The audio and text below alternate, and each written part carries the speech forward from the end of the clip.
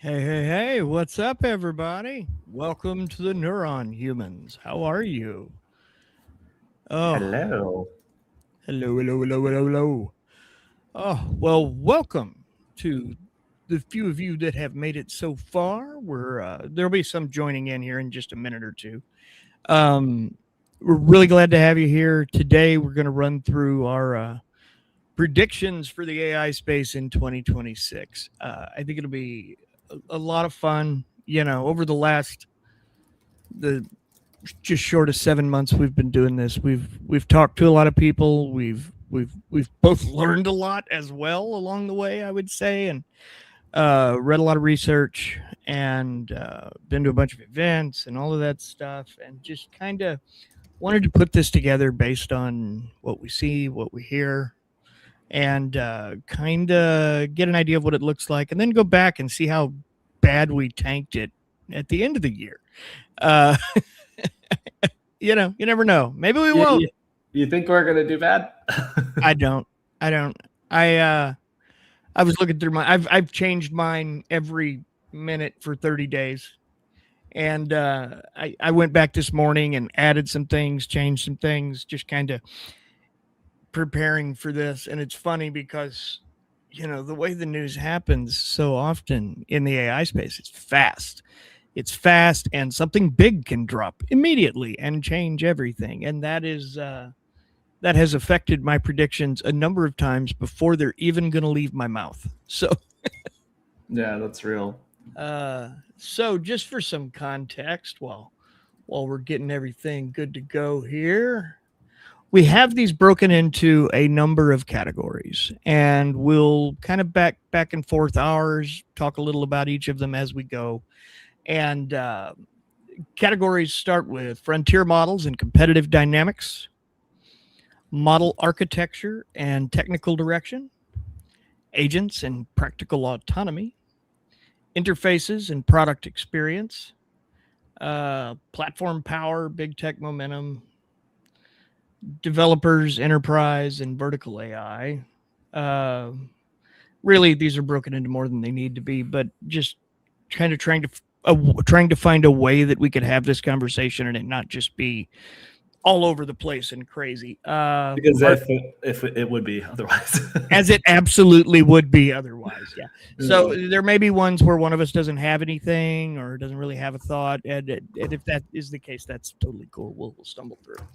Hardware, compute, and physical constraints, consolidation and strategic alliances, regulation, evaluation and benchmarks, and economics.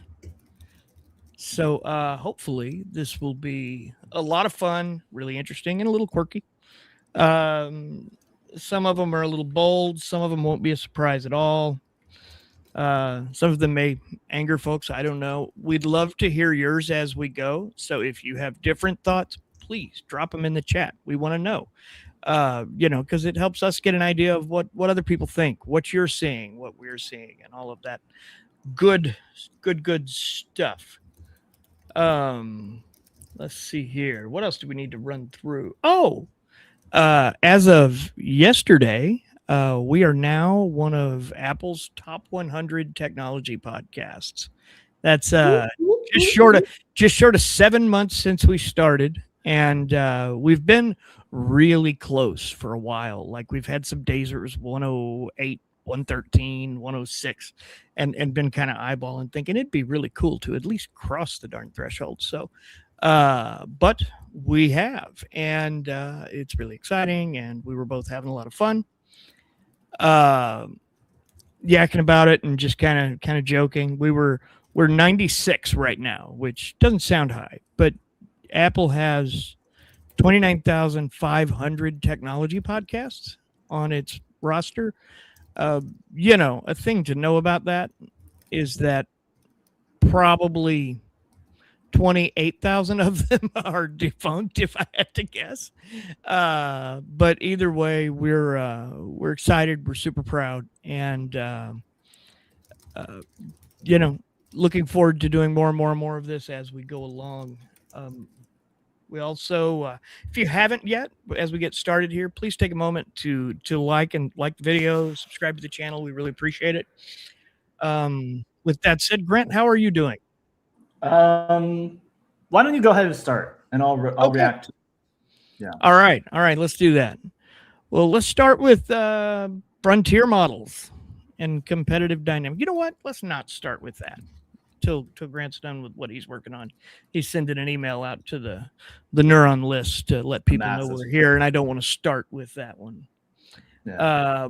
But I wouldn't mind starting with model architecture, because I have one that I feel pretty strongly about here, and that is that diffusion-based models are going to really step into the spotlight this year for text generation and research, but not just images anymore. I mean, there's stable diffusion, and most image generation right now is working on diffusion-based models. But Inception Labs, Stefano Orman, we have an older interview with him you should check out if you have a minute. Essentially is pioneering this. Google has since kind of developed a site you can get on a wait list to try their diffusion models, which I'm told are at the level of about Gemini 2 Flash right now. So, they're a little behind at state of the art, but if you haven't tried one before, these things are blistering fast. If you go check out, go to visit Inception Labs, you can use their tool there. Go up to, they have a little chat, but you don't have to use the coder one on the front page. They have another one you can use where it's just a normal chat. And it's really crazy. They have a little button at the top called Diffusion Effect. And if you click that on, it illustrates how diffusion works as your post generates. So you ask it a question, and instead of it working token at a time, like transformer-based LLMs work right now, and like everything we work with, GPT models, that's how they're operating, is, very linear, stream of thought, token after token after token, where diffusion is more throwing the full answer and then denoising it to improve it in iterative passes over and over and over and over. Only it does it at like the speed of, I don't know, maybe not light. That might be a stretch. Speed of smell. I'm sure there are many things that still slow it down a little bit, but it's pretty crazy. It really is. And where that's going to matter is with building agents. When you're building agents, a lot of times you may have 5 different AI calls within one agentic workflow. And sure, some of those are about research and need to be state-of-the-art models, but some of them are simple things like classification. If you just want to classify a category of a document or something, you don't need a state-of-the-art model for that. You want something like this. And it's significantly cheaper. Like with, I want to say, is it Claude that's $17 a million right now for Opus 4.5? Oh, probably. Whichever one, Claude is always the most expensive. Inception is $1 per million output. And Claude probably prices this stuff closer to what it actually costs to run and what it will likely be cost in the long run, because they're the most focused on the enterprise use case, and allegedly are cash. Whenever they have a model that they release, they make their money back on that model. But then the reason they're still burning cash is because they're spending money to train the next one. Yeah, and you can't always afford to let it go at a loss, as some do. When you're gaining customers, business economics there's a variety of reasons. But I really think diffusion is going to be not necessarily the way of the future, but I think it's maybe going to be a significant parallel path for a while. And probably by the end of this year, we'll see if not by the end of this year, by early 27, first half of 27, I think we'll see a state-of-the-art level diffusion text-based LLM. I don't know if it'll be the leading frontier, but I think it will challenge them in a serious way. I agree with that. I don't know that it will be fighting for the leaderboard yet, but I think it'll absolutely be, they're scaling up fast. Essentially in about a year and a half, they've gone from nothing to caught up with like the beginning of 2025. And which is really impressive. It Yeah. is. It is. And I think they'll continue that as it goes, because like the truth is the hard part of the problem is solved. It's now about scaling them up and training them more and getting more juice behind them and all of the things. Cool. I have another one in that world if you don't have one ready, Grant. Yeah, I mean, I want to expand on that a little bit. I think definitely diffusion models are probably the most likely next challenger to the transformer-based model architecture. But we've also talked recently to Zuzana from Pathway and talked about their, like, I'm calling it a transformer plus model. So it's like using the same attention mechanisms or the same ideas behind the transformer and then like expanding on it and improving it. I wonder if you could almost put DeepSeek in that category as well. Maybe. Where DeepSeek could possibly be developing a Transformer Plus model, in the sense that they're often doing a lot of optimizations, necessary optimizations for them because they don't have all the billions in compute and cutting edge Nvidia because GPUs. They don't have football fields full of H300s to. Yeah, they have a lot of stuff holding them back. So they have to be very creative there. Plus, they're just a hedge fund that's just trying to make as much money as possible. And then they're training the best AI models to do that, which is interesting. Anyway, I digress there. The main point was DeepSeek V4, just announced today or yesterday is coming out on the Lunar New Year. And, perhaps it'll be just, a typical attention-based model. Perhaps it will have something new on top of it. We don't know. But Zuzana's at Pathway, sure, maybe that's not ready for prime time this year, but perhaps something like that is. We have Diffusion, you have Transformer Plus, and then there's other stuff that's more experimental that's on the horizon, but nothing that I think would challenge the frontier this year besides those two categories. I may be surprised by that. Yeah, I feel like the Diffusion, in my opinion, is just closer. And honestly, they may not both have the same goal even. Like, the truth is, right. Pathway's model is looking at increased intelligence, where I would say Diffusion is even less about additional intelligence so much as intelligence faster. Yeah, and I was wondering, I got asked this question yesterday, actually, which is like, what is the actual benefit of Diffusion versus attention? I'm curious what your answer to that is. It's okay if you don't have one. It's cheaper.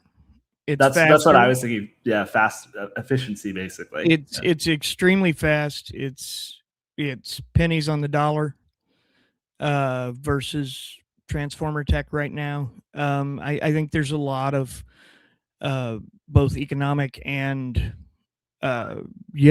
technological reasons that it's attractive as an approach. And I think the fact that, I don't know if you've seen it, but Google's got a whole website about their diffusion based AI now. Grant, you're muted. We can't hear you. I've seen it. Yeah. And it's a big thing. And I think odds are probably other companies are tinkering with it as well. I think if you're in the LLM game and you're not looking at multiple strategies, it's just smart business. It's smart everything, in my opinion, to be looking at different approaches to problems. And we'll see. We'll see where it lands. I don't think it's going to take over the AI space this year, but I do think it's relevant enough to note. And I think it's only going to improve, just like most everything else here. Because the truth is, Diffusion's proven to be pretty darn great with images, with video, with everything else it touches. Yeah, I wonder if Diffusion is more like how our human brains work. I've wondered about this. I don't know.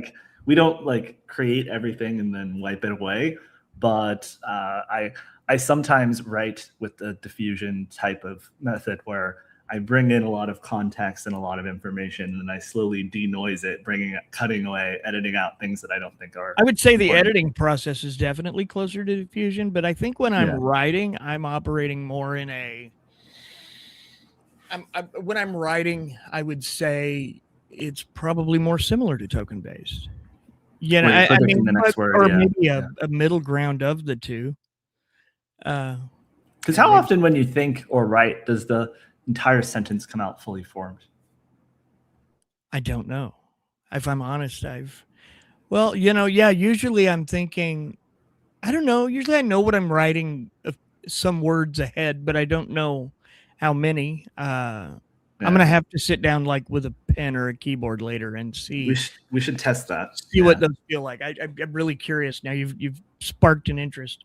Well, I've also heard that I've read a research paper where some believe that the thinking process, or the way that thoughts come to us, consciousness, let's say, is like quantum entanglement, like quantum computers, which I find compelling. I don't know enough about that area to weigh in on it intelligently, but it sounds right to me. Yeah, and that's closer to how Pathways model works, I believe. Yeah. I have another prediction here under model architecture and technical direction. And that is that brace yourself for the year of AI of things. I believe that this year we'll start seeing small language models live on board in every single thing you touch, from your refrigerator to your car, where it's probably already at, to embedded systems and all kinds of things. I think I think you should start expecting, like, and by your appliances, I mean, like, you know, you go to Best Buy and you see the really expensive, AI in your couch, right, Cal? Cal, good to see you. What up, Jordan and Cal? What's up, guys? Wow, I love it. I love it. This is great. Yeah, I think small language models and things like that. But think, like, you know, you go to Best Buy and you see those like $6,000 refrigerators and stuff, and a washer and dryer that cost, you know, months and months of salary. I really think that we'll see those start having a lot of onboard AI with small models, you know, things that can, you know, maybe a fridge that can suggest what you could make based on what's inside it. But what we need is a fridge that can then prepare the food inside the fridge. Yes. And then it's ready for you when you show up. Yeah. Yes. That's a ways out, I think. Yeah. From a robotic standpoint. But that would be a really cool home robot. It's actually the robot just works inside your refrigerator and prepares your food for you. I want it to ding me at like what? Yeah, absolutely. Samsung will be all over that. But Samsung is already all over that, I'm certain. I want my refrigerator to text me at 1 p.m. and be like, "Hey, here's a few options for dinner. Which one you thinking?" And I want to be able to be like, "Yeah, I want hamburger helper." Yeah. Or whatever the case is, you know. No, that's great. Also, so I've been reading a lot of headlines about this, especially with CES this week, that AI in your TV is like coming. Oh yeah. If it's not already in your TV, it's coming this year. Even in your streaming services. I think it, I mean, you know, and there's already a certain amount of AI in there, and has been for years, frankly, that are, you know, what's making recommendations for shows to you. I mean, that's all machine learning, like all of that. Netflix's algorithm prediction stuff like that. That's kind of one of AI's earliest real world applications was Amazon. We think you'll like these, and, you know, related to your purchase. I mean, that's all essentially, you know, predictive stuff that was running through ML models. But I think you can expect to see a lot more of that and get used to and nauseated by the term AIoT. I think I'm interested. So we just wrote something in the Neuron today that was about Dell, and Dell basically admitting, like, people don't want to buy computers just based on them being AI computers. Like, they don't understand why they need it. They don't like it as a term. A lot of people are anti-AI, you know, obviously not in our audience, but in the broader community. So I wonder how they're going to approach AIoT, because it's really good to talk about AI in your products for investors, but for regular people, we don't give a F about that. we care about what is the actual value, right? I agree. Yeah. This is absolutely my favorite comment from Candace. That's good. I need AI to maintain a specific level of Sauvignon Blanc in my fridge. For sure. You got to keep those temperatures optimized. You got to temp max it in here. Oh my gosh. All right. Yeah. Grant, do you have any thoughts on these before we go? Or Yeah, I think we would be remiss to not talk about world models on the new architecture front. yeah, I think that's fair. Yeah, That's fair. so I think that there's going to definitely be something. I think there's going to be a productized version of a world model in a really real way this year. So, two things for more technical people. When I talk about world model, I'm talking about like a world prediction model where it's like generating an entire world, not from like a conceptual world model. It's creating a World of Warcraft in front of you. Yes, exactly. That you can control and move. Google's Gemini is like, or not Gemini, Genie is the closest to that, right? Yeah. Genie World 3. I don't think we're going to get access to Genie ever. No, I disagree. I think they're going to productize it this year. Yeah, there's a lot of incentive for them to productize it. I think probably what they have to do is they have to make it much more efficient to run, which having a ton of TPUs available will probably help them with that. I imagine that's what they're working on right now. And then, Google has a lot of ideas when it comes to product and a lot of cooks in the kitchen. So who knows what form that'll take. But I imagine it'll be something similar to the new playables feature on YouTube. Have you seen that, Corey? I have. Where you can generate video games directly on YouTube. Which is insane, by the way. I imagine it'll be something like that, where you can make like a 30-minute movie that you can play inside, like a movie game. Like we need a term for this. What do you call a movie game? Immersive video game? I don't know. Yeah, I love that. Watching a movie and at like 32 minutes in, it's like, quick, grab your controller. No, I think it'll be the entire movie kill the is like zombie. you walking around and like meeting people and talking to them. And yeah, 3D and for you sure. may be right on. I do think I hadn't even considered world models. I'm glad you brought that up, man. I think. Oh, let's highlight now, this. Here's the question: Is it similar to Steve. Sora? Do you think it will be the caliber that we saw in the demo when it gets released?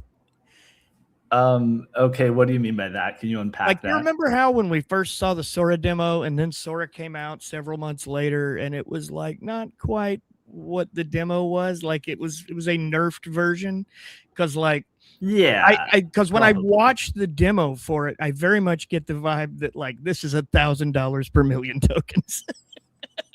Probably this feels really expensive. Let's bring up this comment from CJW from Cal at 9:21 a.m. Let's put this on the screen.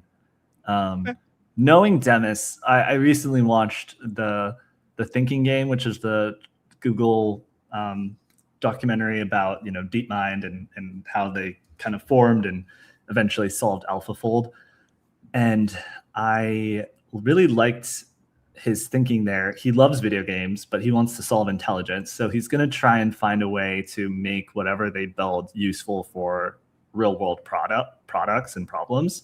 So Cal said, I could see the world building being useful for companies storyboarding, outlining video games and movies for cheaper. I think probably they'll also find a way to offer this to industry so that they can do, let's say like everything that we're using VR for now, even better. You could do in simulation surgery that's like actually looks like reality, instead of having to spend all this time creating these digital worlds. It's like you can have the AI create the digital world for you that actually simulates reality. And then you can focus on, just making the surgery simulation actually accurate. Things like that, or how to train self-driving cars. We've seen this as like a huge use case for world models and video generation models. So I think they'll probably try to productize it for industry and perhaps also as a fun demo for people to play. But, there has to be like a financial incentive there. So unless they're going to launch a new streaming service or a new tier of YouTube, they might not do that. Yeah, that's true too. Too. I'm anxious to see where it goes though. It's exciting. All right. Is that all for model architecture and direction? Do we want to go to frontier models? So. We actually have a question in the chat. Do we want to handle that first from Kevin Deary? You see that one? As AI engines like Perplexity and ChatGPT become the new front door to the internet, who are the losers in traditional digital marketing who fail to adopt this new discovery model? Do you have a prediction related to this? Not directly. I think if you're in traditional anything right now and failing to adopt in any way, I think you're probably in trouble. And I would say that is not true across every industry, because some industries have certain blockers, but um, they're essentially, and I think I mentioned this on LinkedIn last night. There are two approaches businesses take to AI when it comes to staff.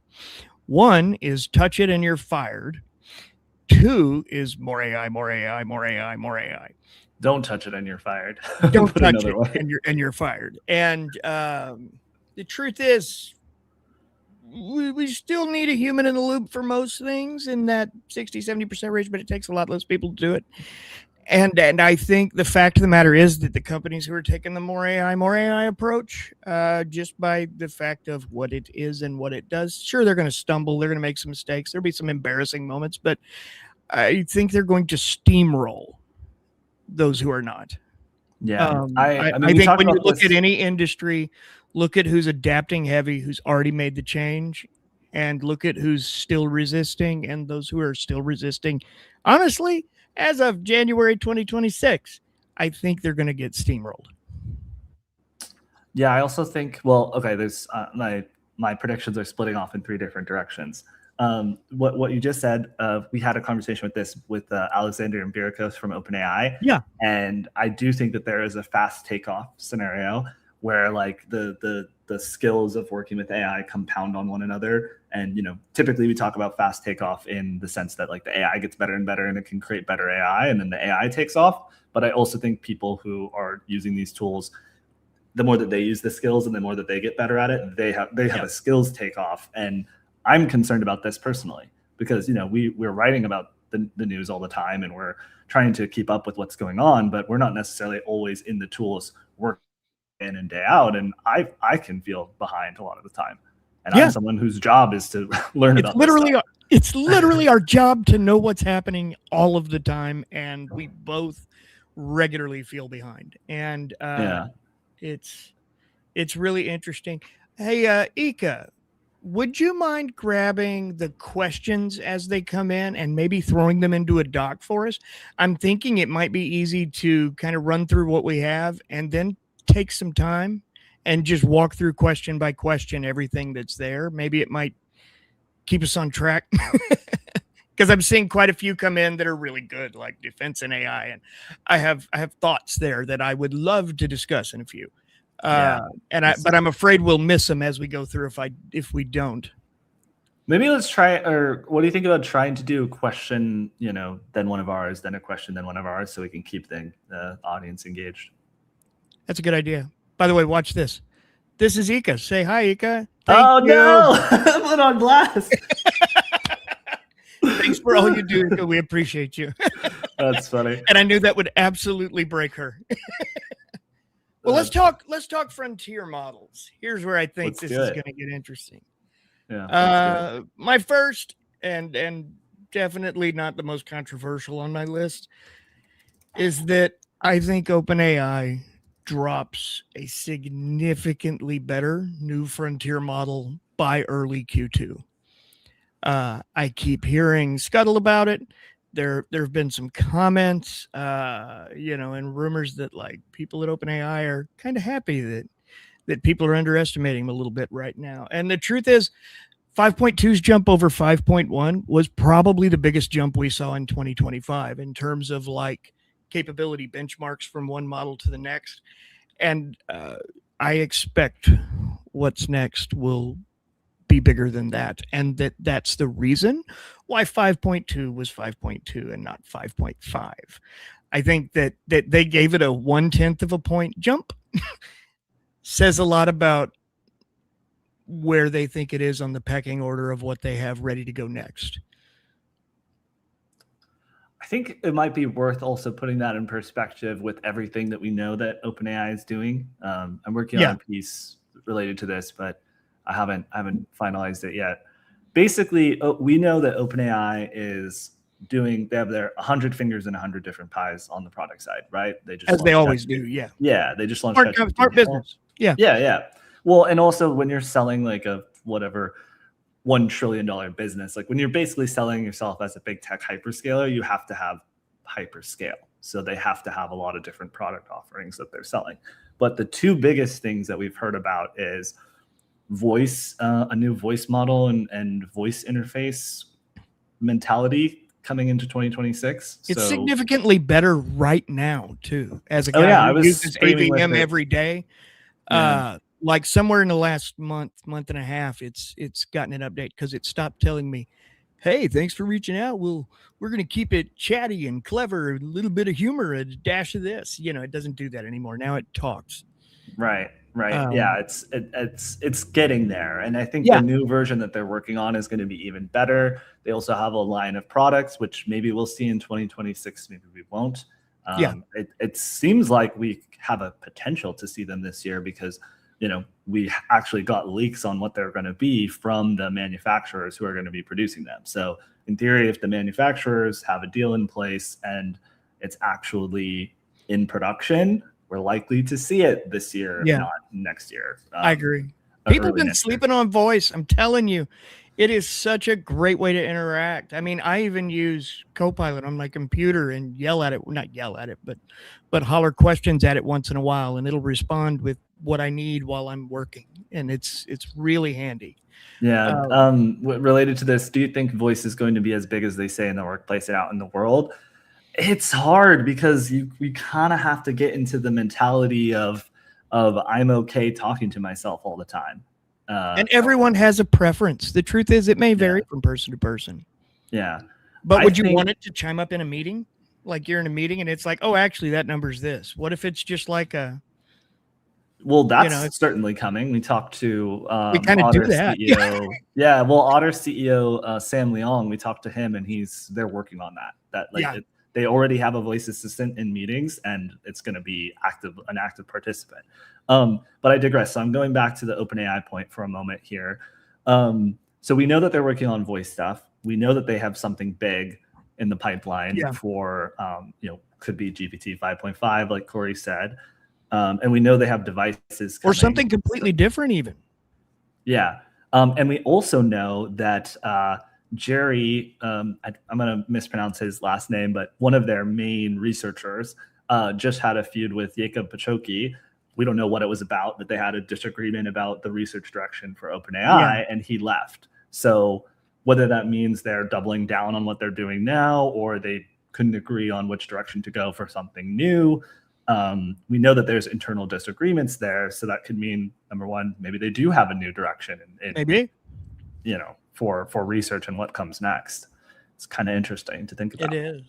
But putting all of that in perspective, I think a lot is going to be going towards this new device paradigm, and a lot is going to be obviously staying relevant. And I think that there's a lot more if we can go there. But I digress more into the interface side of the conversation. So on the frontier, I think it's still going to be a three-legged race between OpenAI, Google, and Anthropic. And then XAI is the fourth leg that could either come out and surpass everyone in a dramatic fashion, or could just be, the fourth leg that is constantly keeping up. Yeah. So I have a theory there. And this is one of my predictions on my list. I think throughout the year we can expect to see what we're used to, which is Google and OpenAI slapping each other every 4 weeks with something new to retake the top spot for the next 6 days or so, as it seems to go every time. Right.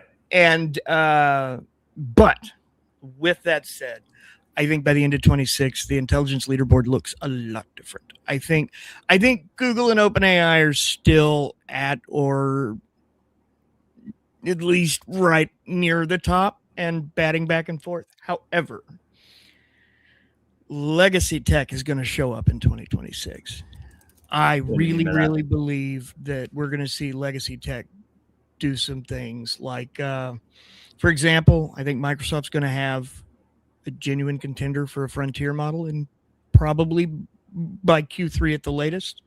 When we spoke with Mustafa Suleiman earlier this year, he even talked about their process was like, yes, we're going to work with these models. We're going to work with these. We're going to build our own. We're going to try to do all of this Nokia AI.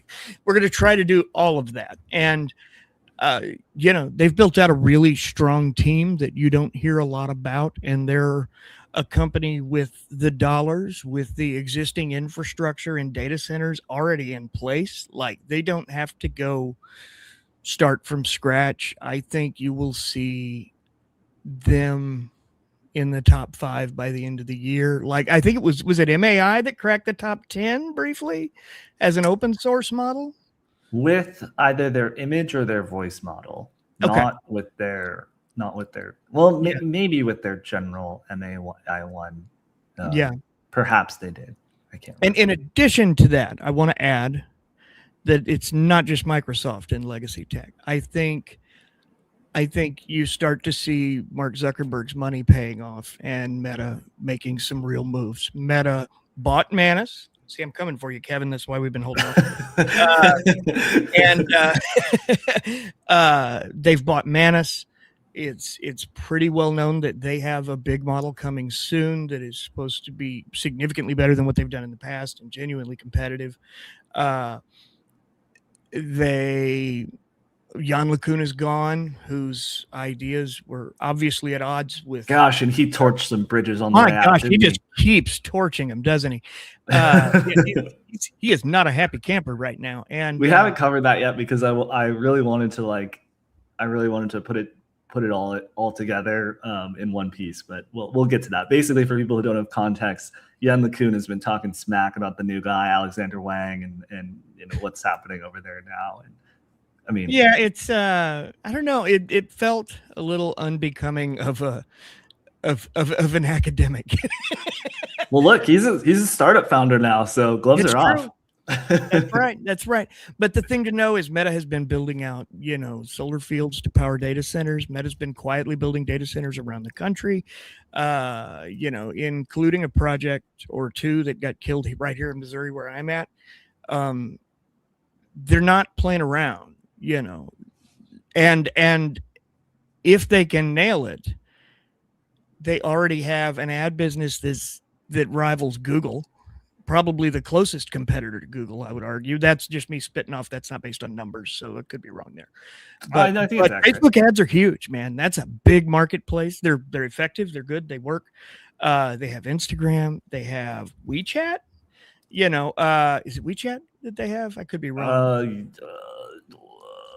Yes, I think so. Yeah, and no, what is it called? Oh, it's one WhatsApp. It's WhatsApp. Thank you. And I really feel like, and I heard it from a number of people in November, and I heard it again in December. Keep your eye on Meta. Meta's got some stuff cooking, and I don't know what that means, but they turned around and they bought Manus. They've made a number of moves. Like there's Sam 3, their new 3D generation model is ridiculous. Like, if you haven't, Matthew Berman, who's one of my favorite YouTubers, probably Grant's too, and he did, I think it may have even been a sponsored video with Meta, but demoing what it can do, and it was really, really cool. You absolutely want to look at Sam 3, and I think that plays a role in, augmenting their LLM strategy. I think they might also abandon open source. But I think we see. Yeah, I think that's pretty much foregone conclusion. Yeah. I mean, they might still do it in the research realm, and perhaps they'll still do it while they're catching up. But the thesis is you don't open source when you're ahead. You open source when you're behind. That's right. Yeah, you don't open source when you're in the lead. That's right. Unless you're open AI, but then you open source something that's not frontier level. It's not frontier level, yes. And that's what I really think. But I have one more that is going to be the abrasive one that people aren't going to like. Go for it. I think for the first time this year, a Chinese model tops the artificial intelligence leaderboard. I think that's a foregone conclusion, but it might not be this year. It might not. I think if it's not DeepSeek V4, there's a chance it could be Moonshot. There's a chance it could be GLM, who just and there's a chance it could be Quinn. because Yeah. those are the three biggest ones that we keep. Don't underestimate the volume of money that Alibaba has. Yeah, no, Alibaba Alibaba it probably will provides come from cheap products Alibaba. to the world. But we know that DeepSeek V4 is coming out, and we know that it's competitive in coding as of the information's reporting today. So there's a chance that could top the leaderboards, but it could be for like a very brief moment. Yeah. It could. Yeah, I don't think that they're going to top it and keep it. It's really interesting because China has us just smashed in the power department. They have the energy. Adversely, we have more data centers and the best GPUs. Yeah. So there's this interesting divide. And it's the truth is, if you put those two things together, God knows what level of AI we'd be looking at right now. But it's interesting, and it's an interesting dynamic that, you know, who knows where it's going to go. But I think you see a legitimate contender out of China, like in a larger sense than DeepSeek was. So a report today from Epoch just said that consistently since 2023, China has been about 7 months behind the US. And that's been a consistent trend over the last.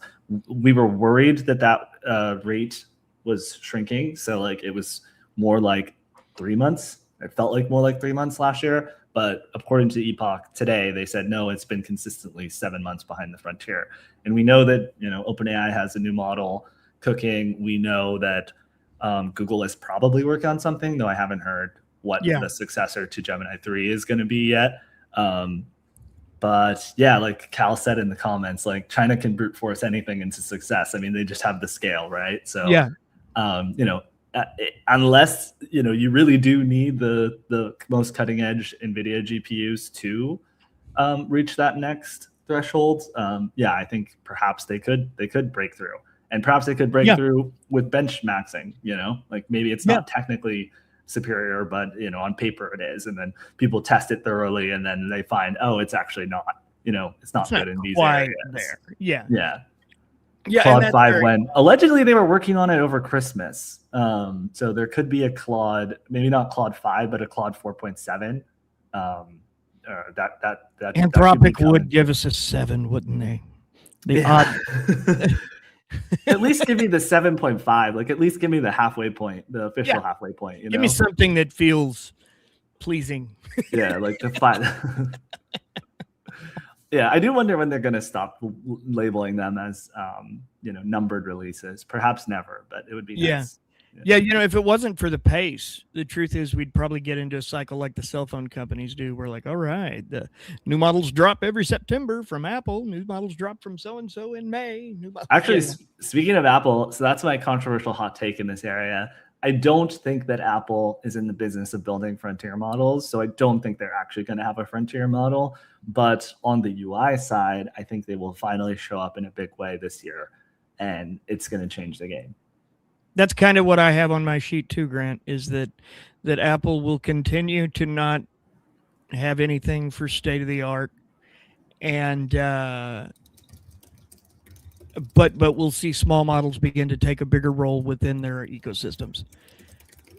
Yeah, I mean, well, we know that they're going to be using Google for some of the on-device or cloud-based processing. We also know that Google has a series of small edge device models. The name escapes me right now, but you can access them through the Edge gallery. What's the small one called? Do you remember? Oh God, Gemma. Yeah, Gemma. Yeah, Gemma. Yeah, so I Gemma run Gemma on my phone. It worked on as old as an iPhone 14 or 15. I could use it successfully. Yeah. So you know, perhaps they work. Perhaps part of their deal with Apple is that they are, you know, run some Gemma models on device. Yeah. That could be really cool. But I think a lot of it will probably be, you know, offloading to Gemini 3 in the cloud, I imagine. And then, you know, we know OpenAI is working on a new voice AI. Presumably that's going to be used primarily for their devices, since they're kind of competing with Apple in the device category, though they say they're not. They say it's complementary to your iPhone, not to replace it. But perhaps their new voice model will be integrated in a more meaningful way on the Apple iPhone. I believe that's true. I think that's very possible, and it's absolutely related to, I'd just like to say, what is quite possibly my favorite meme of the year, and I'm trying to figure out a good way to show it. You can present your screen, maybe. I don't know. I was wondering if there's not an easy way in here to just upload a picture and show it. You can present a tab. It's probably the fastest way. While you're doing that, I want to address a couple of comments that people had where they were talking about like topics. They asked about topics that we already covered. So recent interview with Zuzana was really interesting. How do you think Pathway will develop this year? I think Pathway will definitely launch something, and they're going to launch something with AWS. So, you know, if we don't hear from them sooner, we will definitely be hearing from them around reInvent next year. So run the clock, 11 months from now, we will definitely hear from them by then. Oh yeah. So this was Apple paying Google $1 billion for Gemini, Google paying Apple $20 billion to stay default search engine. That was one of my absolute favorites this year that just cracked me up. It was like, yes, we'll give you $1 billion. Okay, that's it. That I just wanted to share. By the way, I know how to do it now. You can, when you go to screen share, there's an option to just share an image file. Oh, sweet! That's which is really handy to know. Yeah, we're learning the tools, people. Bear with us. We're gonna get there. But yeah, I think Apple will definitely. That was one of my hot takes for this year, is that Apple is going to show up in a meaningful way, and all of the memes that we made fun of them over the years. I'll always get one comment from someone every time we make fun of Apple, where they're like, "Well, you guys, you think you're so clever, but be nice to them. Like, they're working on it." And maybe they'll do something cool this year. Something other than just publish research papers that dump on the rest of the industry. Yeah, exactly. Which they've done a couple times. One more comment that we already addressed. So Solar Punk asked our take on Jan LeCun and the world models. I think they will have a big relevance. I think what he's building, it depends on if he can raise the money that he's trying to raise. Some people are skeptical that his path is the right one. Without getting too in the weeds, his path revolves around JIPA and energy-based models and some of this other stuff that I am only like slowly learning about and understanding. I think if he raises some money, I'll spend more time investigating them. I'll understand it better as soon as it's a little more real with some dollars. Yes, exactly. We've talked about it a bit before. There's lots of different versions and such. But yeah, we'll see if he's successful in raising the money as far as what he's doing. But we invited him on the show as well. So John, if you want to come on and give us your pitch, please do. But again, excuse me. But anyway, world models themselves, I think, will show up in number one in industrial applications. So how can you basically replace 3D with 3D simulate or VR simulations with a world model that's lifelike and realistic? And number two, in a more entertaining fashion, which is perhaps generative video games where you can generate your own 30-minute playable movie. Yeah. I love that. How about if we take a bop down to agents and practical autonomy, Grant? Let's do it. I have a lot of thoughts here. I do too. I have 3. How many do you have? I don't know if I have them like listed like that. Okay. I'll ramble. Fine. You go first. I'll react to you and then I'll give my take. All right. My first one, and the one that I think is the biggest impact, is that I think agent building becomes a natural language process. I think you'll go in and this kind of maybe ties to Manus too, because there are tools like Manus, like Opal, who have this to at least some extent, but I think it gets more manageable and easier to understand, where you set up an account and maybe it walks you through how to go get an API key. Maybe it walks you through how to set up your tools really simply. And from there, you just tell it what you want an agent to do, and it starts building it. And as it's setting things up that would be more complex, and like in an 8N situation, it just comes back and asks you, which of these options do you want, and explains what they mean. Makes it simple to where just about anybody could do it. And honestly, maybe some of those decisions, it just makes itself, because it knows, okay, for this, it needs to be that. For this, it needs to be that. But where it would be a kind of a back and forth thing. But I really think it becomes a natural language thing, and anyone can build an agent who wants to. And I'd argue it's close to that now. So I agree, but with the caveat that if that happens, it will have to be because there's an agent builder agent under the hood. And let me explain what I mean by that. So I think what this, I was talking to some people yesterday, and this solidified my thinking on this. The harness is the most important part of the AI experience right now. And by harness, I mean all of the software that helps direct the models to do what they're trying to do. So when we're creating agents as individual users, are we creating our own harnesses or are we creating agents? And I think that there's really good harnesses. Claude Code is having a moment right now. It's going viral for everything other than coding and coding. Like it's really, if anyone hasn't tried Claude Code yet, please go out and test it and play with it. Even if you're not an engineer, just use the Ghosty terminal app. It's really easy to use there. Use Factory. Factory has a web app. You can chat with Claude there. Really test it out because it is we talked to Eno from Factory recently, and he solidified this as well, which is that a general purpose agent by necessity has to be the best coding agent, because why are humans so great in our environment? He says it's because we use tools. Well, a software engineering agent in a software environment, the computer, is a creature that is perfectly designed and tuned to use tools in its environment. So if we're going to have a really great agent, that agent has to be really good at coding, which is why Claude Code is so good at everything that you can do on a computer, not just coding. So the reason that Claude Code is so good is the harness. It's whatever Anthropic did under the hood to set it up and make it really easy for you to use it. So the harness will be the most important part of agent building. Yeah. So when you're creating your own agent, the best tool will have a really good agent harness to help you create agents really simply. That's my belief. I like that. I think it's a good call. Because I think it's more important than models, because you could have the best model in the world, but if you can't harness it and use it effectively, all of that capability is lost in the sauce. It's lost in the numbers and the parameters and the weights. you can't get it out. You can't get the information out of it.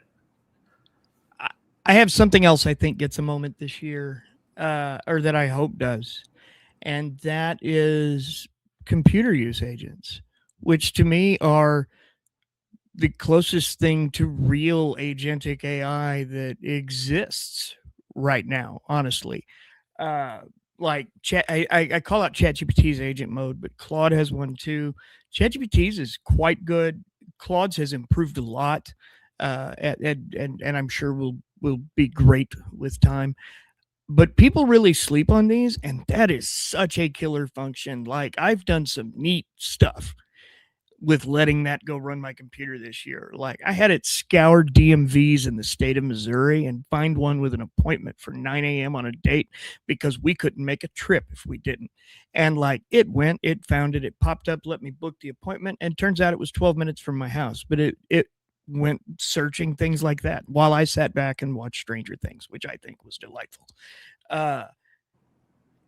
And nobody uses it, which is crazy to me. And I don't know if it's because, there's a 40 use limit per month or something, unless you're in the pro plan, because it is compute expensive. And I think that's maybe why it doesn't get the promotion that it should.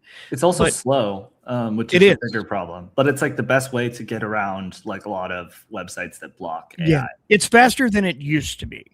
Yeah. And it's improved along the way, but, I feel like, it's not going out and doing it at lightning speed. It's almost doing it at a speed probably a little slower than you could. But if I don't want to go to the DMV so bad. I don't even want to go scour their websites. Like, so it's like, go do this. So I also, every morning, I have it go search the news. Go find AI news today. And it finds different articles than Google News.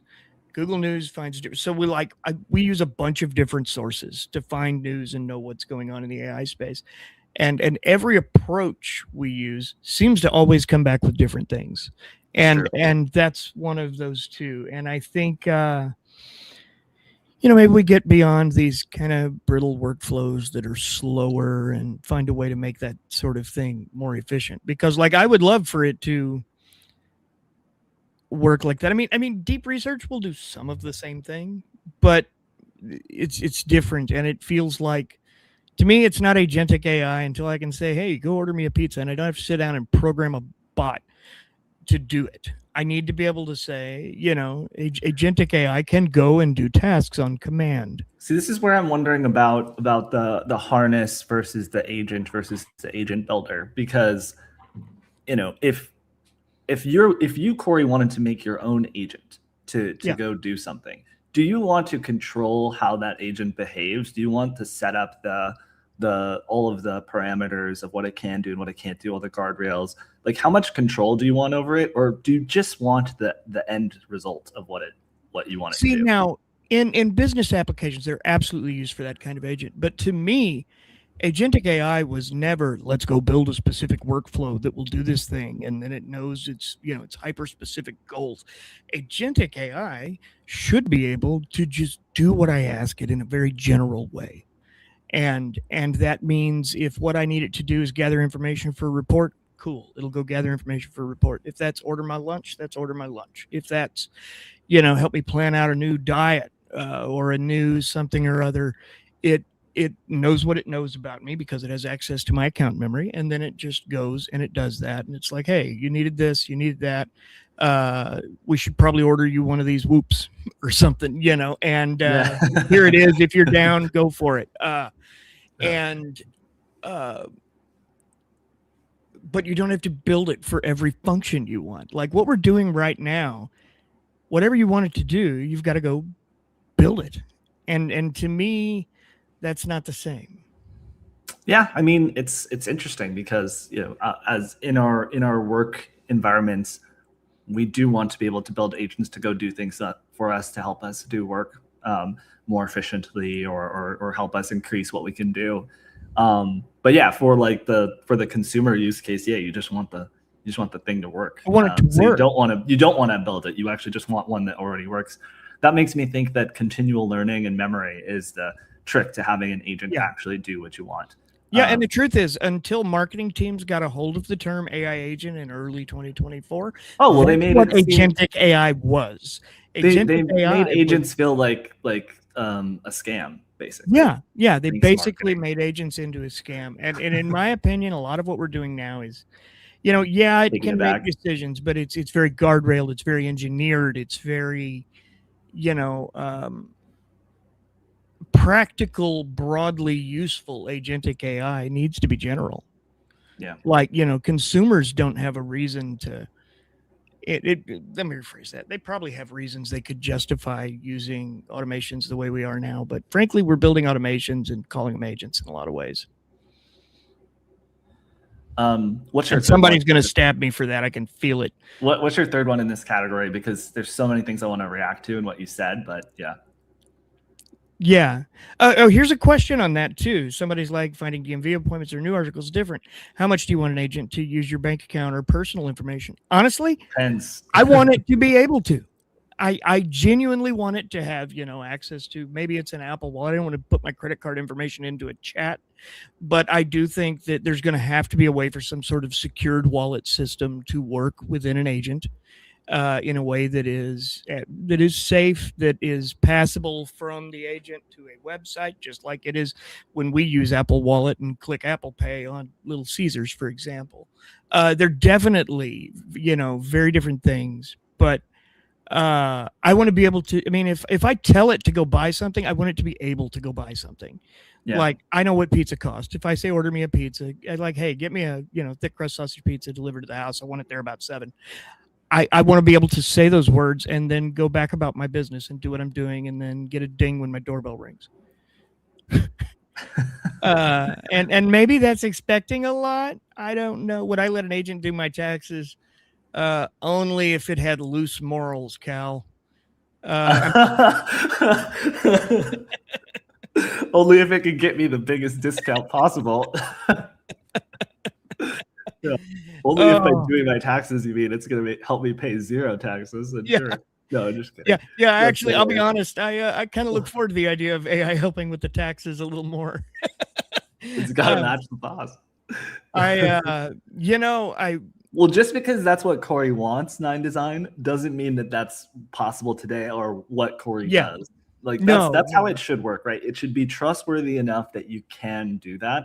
And speaking for myself, I don't feel that it's trustworthy enough where I trusted to do that.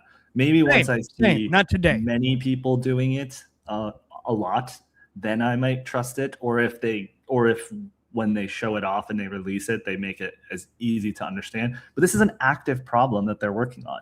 Like there was a report in the information today that said that OpenAI, Stripe, and Shopify are really struggling with getting the shopping side of this to work the way that they're marketing it, because it's a complicated problem. Yeah. There's a lot of reasons for that. Getting all the vendor information to show up correctly. All of the privacy issues we talked about. I don't know if they're struggling with that. I think they focused on that first, and they do have some benefits there. But personally, I wouldn't want a cloud-based agent with my credit card. I would rather that be a local phone agent. I would like to add that as a guy who remembers the early internet, I remember this exact discussion that there is no way in hell I'm putting my credit card on a website. Have you lost your mind? I am never buying anything over the internet. And now it's the only way you buy. Yeah. And to Webb's point, yeah, I do trust it to go gather documents now. Now, I had this conversation yesterday. The reason that I don't, or I think of it in the same way. I think of security and web research in the same way, where I can trust it to go out and find something, but I don't at this point trust the AI to go out and find and search everything and come back with the right thing always, which is why you always have to do your own research. But even if you're doing your own research, you're still only looking at the top page of Google. And but at least you can be discerning and say, okay, if it's on the top page of Google, I can trust this, or a source I trust, this up-to-date information. You have a little bit more agency in the process, so you can make the call. But yeah, I want a web research agent, and I would want a shopping agent to do the same thing, where I know that it's looked at, gosh dang, everything before it makes its decision. Like I want it to, because I can't do that. So I want it to be better than me at making shopping decisions. Look at everything, come back to me, give me the best answer. Yeah. At this point, it's not efficient for them to do that. And to be clear, I'm talking about the difference in what I expect to be the case at some point and what's today. Like what's today, I'm not typing a credit card number into a chat interface, to be clear. But, assuming there's a good enough secure process, I'm down. For example, if it can do a tool call to your Stripe account where you're or your Venmo or whatever. Yeah. I mean, a simple tool call to those, and that's quite secure already. Your credit card number is not getting anywhere near the inside of their database or anything they have access to. It's connecting directly to the vendor. Now, with that said, I want to buy God know what it's buying, and I want to trust it. I don't want it going out there and, going like, Claude vending machine on me where it ordered like, what did it order that was so ridiculous? That was so funny. I don't remember off the top of my head, but something sold well, and it ordered like 5,000 of something. I can't remember what it was. If one of you remembers, drop it in the chat because it was funny. It's the Claude vending bench is what we're talking about, where it failed pretty hard. Yeah. Because it ordered items for the vending machine, but like something nobody wanted, so it ordered like 5,000 of those. Yeah, exactly. But that's where I think continual learning and memory is going to be a big part of this. And I don't know, do we have a section on this, Corey? If not, I'll share my thoughts on that now. On learning and such? Learning and memory. Do you have a prediction on that? I do. Okay. Well, I'll save my thoughts for that. But I say that, but I'm not seeing it in here. Okay. I will say that as far as learning and memory go, I think that's, I do right here. AI memory improves substantially, removing one of the biggest bottlenecks in agentic usefulness. Yes. One major lab cracks it first. The others all adapt and do the same thing, making persistent context and long-term continuity far more reliable. I've heard rumors that Anthropic has a solution here.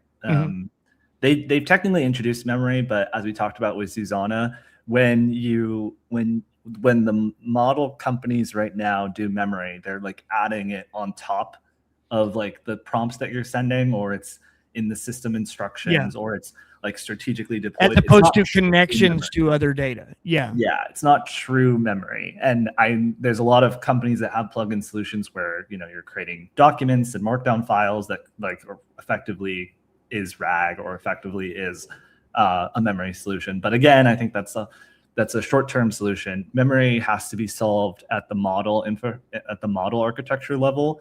And right now they're solving at the harness level. So I don't know if Anthropic's solution is going to be at the model level or at the harness level. But I think they have something. And I think one of these labs is going to produce something that's closer or better. Like ChatGPT's cross account, like full account memory works very well for me. Like it's very good at referencing, you know, my preferences and things from the past that I've discussed. The one thing I hate is that everything I say might go into it and it keeps things in memory that I would really rather not be there. So maybe the answer is like, you know, you need to manage the memory in ChatGPT, for example. Otherwise, it's kind of like, you know, when you think of algorithms, how you say something out loud and then, you know, you're getting videos for it later. Like, oh, I don't want to search for that. It's going to be in my algorithm. Now I'm going to see videos for this stupid thing all the time. And I think that may be a similar concern with current memory in AI, is that if I ask this question, it's going to always want to tell me, include this context. I mean, maybe the answer is in getting in the habit of going and managing them, but I really think there will be much it's in context memory. So it's when I am dealing with this specific task in this specific scenario, use this specific information. At this point, it doesn't work that way. It's like a catch-all where it either is never used and never relevant, or it's like overused and made over relevant. Yeah. I think you're right. It's, you know, like I said, it's like all things. It's not quite there, but it feels like we're in the realm of solvable. Yeah, I think there will be a solution for this, and whether it's a harness, I think there will be a harness solution that probably feels much better and much closer to solve than today. And I think there could be a model solution this year as well. We've certainly seen ideas there. And Pathways solution. I think Pathways that exists. Really clever. Yeah. We'll see if it scales well. Let's talk interfaces. Product experience. I have strong opinions here. I think the AI interface is the battleground of 2026. I think finding ways for companies to differentiate from one another, whether that is something like memory, context control, speed, integration with your other workflows, user experience, more than just intelligence. Like they're all pretty good now. Like the fact of the matter is we have preferences. So-and-so likes Claude, so-and-so likes ChatGPT, so-and-so likes Gemini, but 95% of what you want is just fine in any of those. If we're being real with each other. I mean, like if you're a developer, you're probably going to have better luck with one. If you're a writer, you're going to have better luck with another. If you know, so I mean, there are preferences in areas where they'd be best, but they're all good. And I think really starting to differentiate the workspace is going to be important. And right now, and this is going to be really unpopular with some folks, the Copilot MS365 interface is really cool. All of your software is right there. Copilot is right there. You log in to Copilot as the front, but your Word's right there. Your Excel's right there. Your everything is right here and just a click away. Whether you don't like it at all is fine. But the truth is, I done broke Cal. Copilot is the take. You're pro Copilot. and you know the truth of the matter is, when it comes to Copilot now, it's ChatGPT and Claude. I mean, you know, the same models you love are there. It's just in an interface that's pretty easy to use, easy to understand. Yeah. But I really believe that their interface is good. I'm going to take the under on this. Okay. Copilot is cooked in 2026. Maybe. Here's why. It goes to two of my other predictions. So one of my predictions is that generative UI shows up in a big way in 2026. Generative UI, I like that. Yeah. I've been talking about generative AI with ChatGPT since 2023, and I'm sure Sam Altman read my chats at one point because he started talking about generative UI this year, last year. But basically, generative UI is the idea that you don't have a fixed interface. Like we're watching this on YouTube. YouTube looks a certain way because a bunch of people at Google or YouTube designed it to look the way that it is. Generative UI is YouTube. Everything is a backend. Everything is just data and API calls, which is, for people who don't know, API call is like connecting two pieces of software together to do a thing. So in a generative UI world, you could say like, hey, I want to watch YouTube, but I want it to all look retro 50s, and I want to add these features to it, and you being able to actually edit the YouTube interface, and it adds those things. And not only does it change the look of it, because you can change the HTML on your page right now to make it look however you want, but adding functions and features to the tool as well. So I think that is going to be a bigger thing. I don't know who is going to roll it out. I don't know when they're going to roll it out, but we're at the point basically where we could do that. Like a widget-based interface, kind of, not where you could. Like there'll be guardrails. Really, you can't add adult content to the website or whatever, but like whatever the guardrails are, there'll be guardrails like, hey, you can't do this or that thing. But like, I think that is going to happen, and if that happens, I think that the need for Copilot starts to go down. And the reason for that is, you have Word, you have Excel, you have presentations, whatever else. You can do all of those things in other platforms. You just need like one pane of glass. Like, I mean, Copilot is trying to do this. And to your point, this is what Copilot does better than Google right now, which is you have one pane of glass where all of your stuff is, and you can just work in the.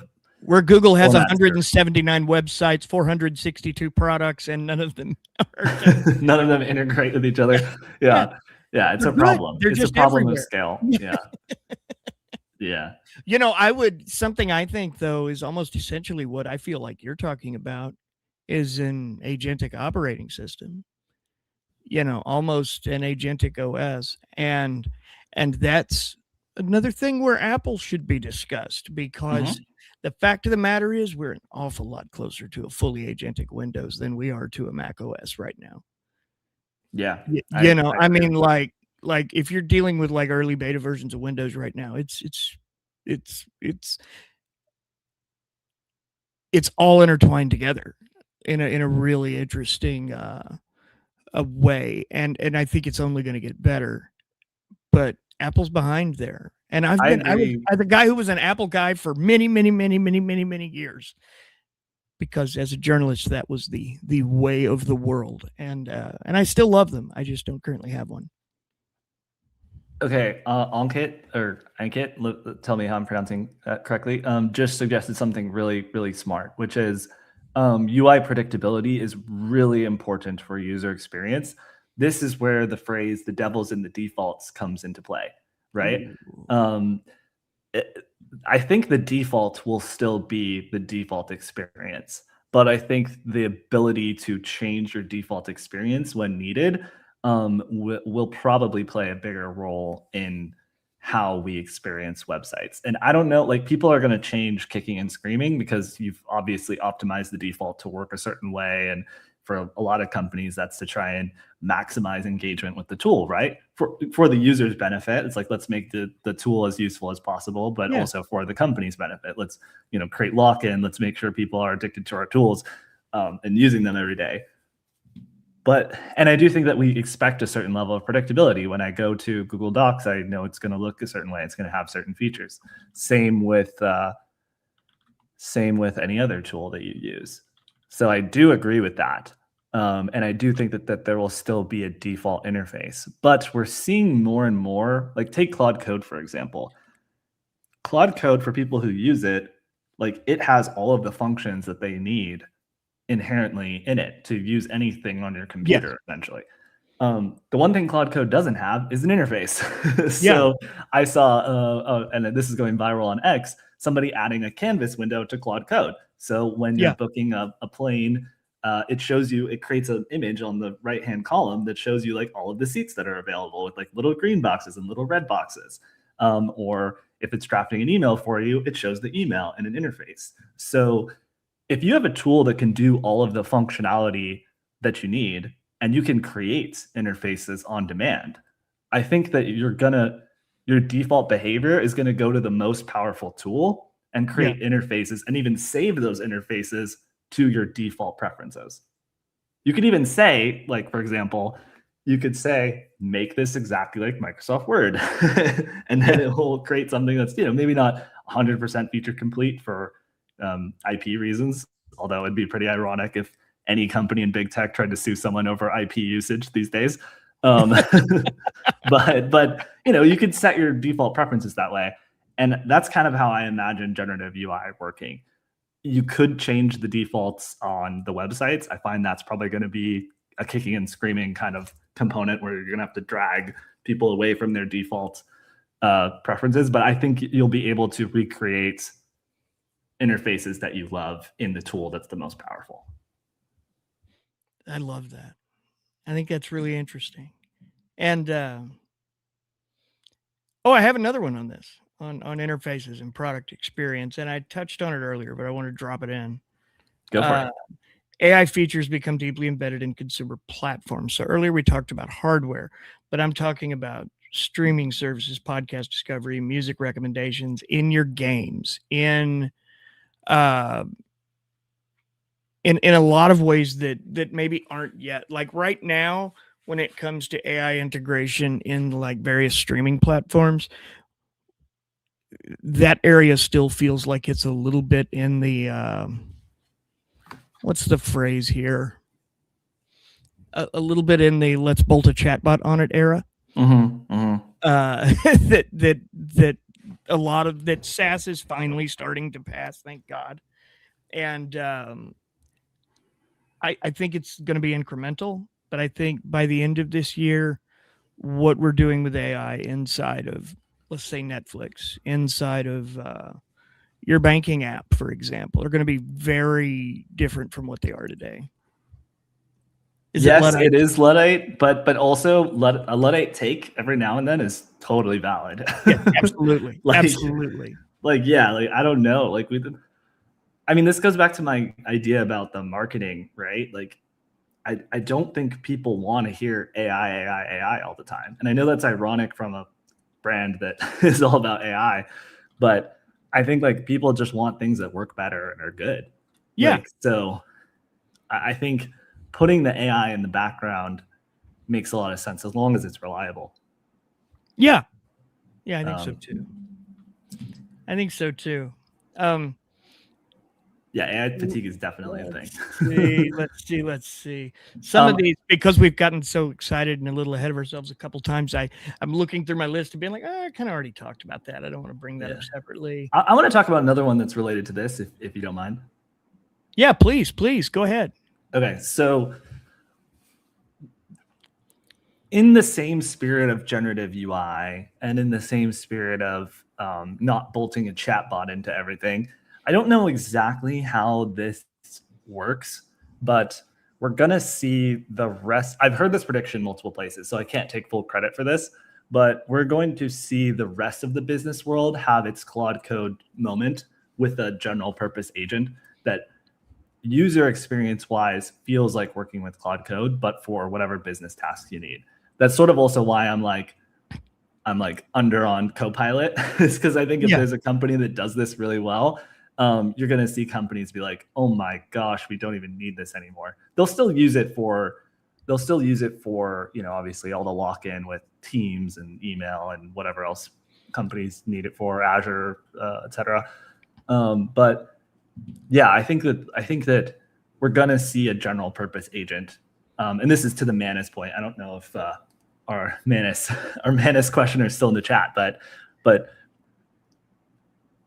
Facebook bought Manus for a reason. Manus was like a really good agent harness that can do a lot of things. And so they're going to try and build that kind of functionality into all of the Facebook tools that you use. So what does the alternate user experience look like that's not a chatbot version, but works agentically like Claude Code? Because Claude Code is still a chatbot, but then it's also going off and doing things for you. It's interesting. Favorite meme number 2. Let's see it. Let's see it. Let's see. Oh, this one's a little blurry. It's not a great picture, but I'm going to share it anyway. La da da da da. Image file. Bam. This. Mark Zuckerberg and Alexander Wang. Man, this is pretty good. Can you buy it for me? On it. Done. Did you buy Pro or Premium? I thought that was really funny. Yeah, that's amazing. That's great.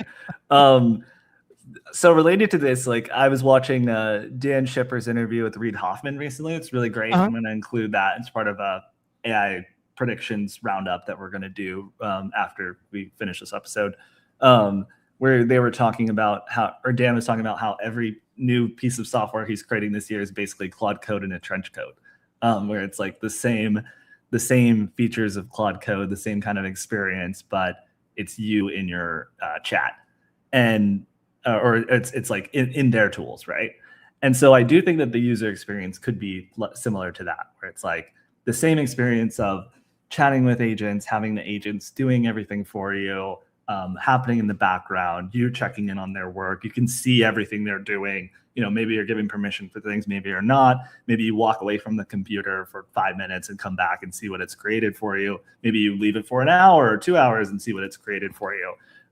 So part of that experience is, you know, trusting an AI to be able to go off and do something for you autonomously. I think that business experience is going to happen in a big way for other people in other industries like finance, or, you know, imagine if you could just walk away from your computer for like 15 minutes and all of your spreadsheet analysis is done. Like you can kind of do that with ChatGPT agent now, but not really. And then, you know, for the existing products we know, they will feel more agentic, where it'll feel more like, hey, the thing's going to go off and do the thing for you, and then it's going to bring you in when you want to be brought in. But it's not like a chat bot that you like are going back and forth with. It's more like here's the task I'm trying to do, and then you can watch it work or you can walk away. And just seeing that experience explode everywhere, I think will undoubtedly happen this year, because the success of Claude Code has just been so monumental that people are going to copy it. It has. Claude Code's been big. And my gosh, I don't know what's happened in the last 3 weeks, but just suddenly it's all I hear about. I don't know what that is. Cal mentioned it earlier too, that his algorithm is throwing him Claude Code propaganda. Is what propaganda? Cal said my algorithm keeps throwing me Claude Code propaganda. It's because people are like waking up to it, and then there's a viral moment where, you know, obviously people want to talk about it because it's trending, but there is something to it. And if you haven't tried it yet, you definitely should. Not to continue the Claude Code psyop, but yeah. Do I have another take on this? No, I think I covered my angles there. Yeah. Okay. Yeah, most people did just discover it recently. I agree. Yeah, general GPT users. Yeah, and then when that happens, then like it's like, oh my god, it's new. Someone had an interesting question about Nano Banana earlier. Can we bring that up? I did have thoughts on this. Oh, okay. Where was that? I have thoughts on it too. Maybe let's go to yours, and then I'll share mine. It's related to Gen UI, which is why I'm thinking of it now. Oh, wait, I don't know what you're talking about now. Okay, so somebody asked if Nano Banana Pro's image model or vision model is going to get better. Well, sorry, image model, not vision model, is going to get better this year. And I've been thinking about this a lot. Like every time there's a new image model that shows up, pretty much every image model is like so good now. I can't imagine what would actually make the quality of the images better. For me, it's all about the control. How controllable is it? Like, do I feel like I can actually create and ask for and get what I want? And from an actual image quality standpoint, I think without question, the current level is there. I find like, what are you going to do? Make it like 10K like resolution? Well, I can show you something interesting. Yesterday morning, I was trying to make an infographic, and I went to, I developed kind of a full list of what I wanted, and like kind of like a design work order, and I took it to both Nano Banana and to ChatGPT Image. And let me show you each of these real quick the other day, because they both fell not pathetically short. They both got really close, but didn't get there. Here is the ChatGPT image, which looked really cool. You know, I'm stuck to the width it gave me. The image models don't do a great job of like, make it more narrow. None of them do that really well yet, in my opinion. Okay, so better dimensions steerability, right? Like Yes, better aspect ratios. they need better dimensions, durability really bad. Okay. Most of this is exactly what I asked for. It even went and found the Tech Republic logo. This is going with my AI adoption in the enterprise report that just came out this week. We can also drop that in the chat. It did really good, but when you get down to around here, there's weird things. There's like a misspelled word. There was something here that didn't make any sense, and the small text went nuts. And I went back and I tried to edit it, and it didn't work for squat. It didn't, like here, it was, I can't remember what the word is right there, and it's too small for me to see on my screen. But it wouldn't make a change here. It wouldn't make a change. Actually, it did make a change here for me later. And this I got about 75% better, but never good enough. I was like, I would publish this. And now I did, every one of those sources are real. I provided the sources. I saw Cal ask that real quick.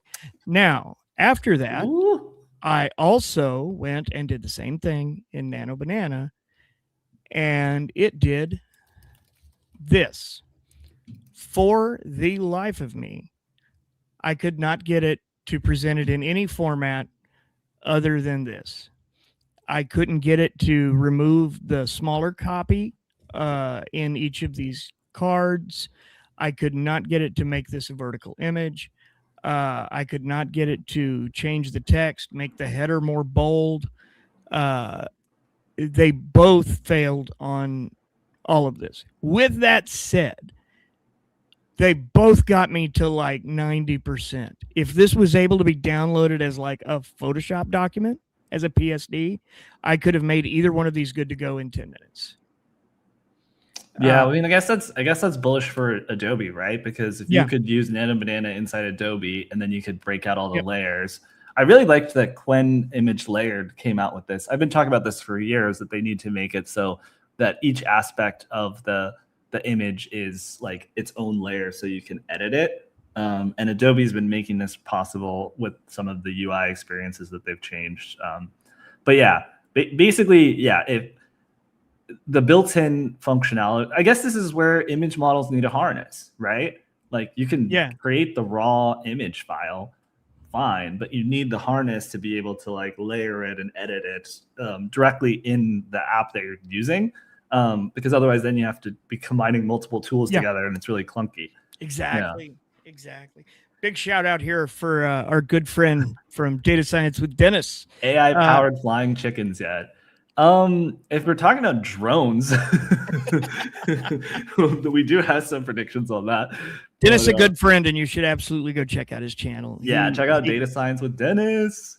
Yes, he covers all things data science and BI. He's very, very knowledgeable. He's worked in the industry for years, has all the experience. And one of these days, here in a few weeks, probably, we were talking last night about having him on for an episode where we could talk about things like predictive analytics. And the truth is, there's a big intersection between data science, BI, and AI. Like they kind of go together like peas and carrots in a lot of ways. So we thought there's definitely a good discussion to have there. And plus, Dennis is just a fun guy. We met Dennis at Microsoft Ignite back in November and hung out and had a lot of fun together. We might not be going next year after I called the under of Copilot. Yeah, after you called in, well, maybe it balances out since I gave it the over. Yeah, exactly. Corey gets to go. I'll stay home. I get to go, and they don't invite Grant. No, I say that though because like, look, all of these legacy tech companies are on notice, right? Sam Altman called it. This is the era of fast fashion SaaS. What that means is that as these coding models get even better than they are now, I mean, even where they are today, you're going to be able to create anything you want with software. Like, it's going to happen. And if it's not possible now, it'll be possible probably by the end of this year, I'm imagining. Yeah. Now, will it be really good? Will it be really robust? Will it be like at the level of like something that people have worked on for 20 years? Probably not. But can you create essentially the same thing for your needs? You probably can. Yeah. So then what do these companies do when that's the case? They have to create their experience that much better. And they have to make it that much easier to use, that much cheaper potentially.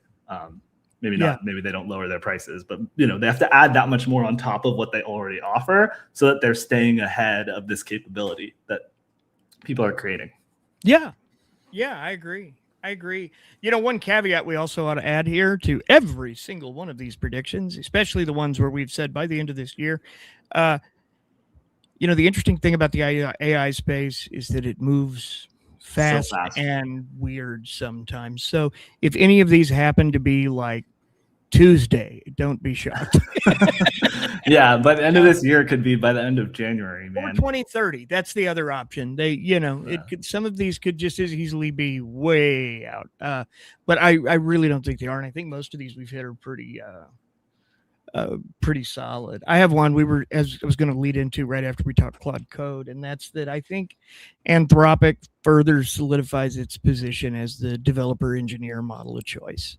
I really think that they've found their niche there, and that community has dug in around them quite well, and will support just about whatever they do. And I'm not saying that to say it's not worth that. I'm just saying that I feel like that's a niche where they have really, really dominated, and I think will continue to.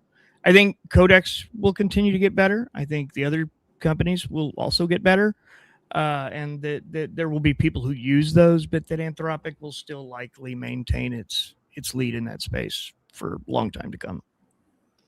Yeah, it depends on how much of a lead they actually have, because I hear from engineers that this was like a step function change better Claude Opus than everything that's out there, and that was a week after Gemini 3 came out, and everyone was like, okay, Gemini 3 is actually possible, like is at the level like of Frontier. It's better than OpenAI. Yeah. Of course, OpenAI released something right after that kind of put that in contention, but it depends on how strong that leap actually is. I would love to talk to Anthropic and actually learn what they did differently. Love that. I don't know how to pronounce that, but that's hilarious. Yeah, people have made mini versions of TARS, by the way. It's pretty cool. That is cool. Do you think Anthropic kind of holds on to that lead for a while, or do you think if one of the others comes out with a tool that is 10% better, that people abandon it and jump ship, go to what's new and flashy? Pull up this comment from Ankit. I think it's this. That's Anthropic's biggest problem. Yes, I think they're going to get financial pressure, especially as they start to go public, to either raise their prices or, I already saw today, rumblings that they want to prevent people from just offering Claude Code in a trench coat, right? Yeah. Like, because the $200 max plan is very expensive for them to run if you use it. Theirs is more than 200, isn't it? I think they might have like a $300 version. I thought now. They have a 100. ChatGPT came out with Pro at 2, and I was thinking Anthropic came out with either 250 or 3. I couldn't remember. No, Gemini has 250, maybe even 350 at the max or the ultra tier. But Anthropic has a tiered system where it's $100 max plan, and then you can do a $200 max plan, and perhaps there's even a $300 one. I don't know. Okay. But I thought I heard somebody launched a new price tier recently, but I never saw any links about it. But I could see them going away with that and completely killing it once the adoption's there. And if that happens, it's just too expensive. It would be like thousands of dollars a month you'd be paying for this coding capability. It's not going to be effective. So you can have the best coding model in the world, but if you have the best, cheapest model, like the Pareto frontier on cost, that's going to win because engineers are nothing if not practical.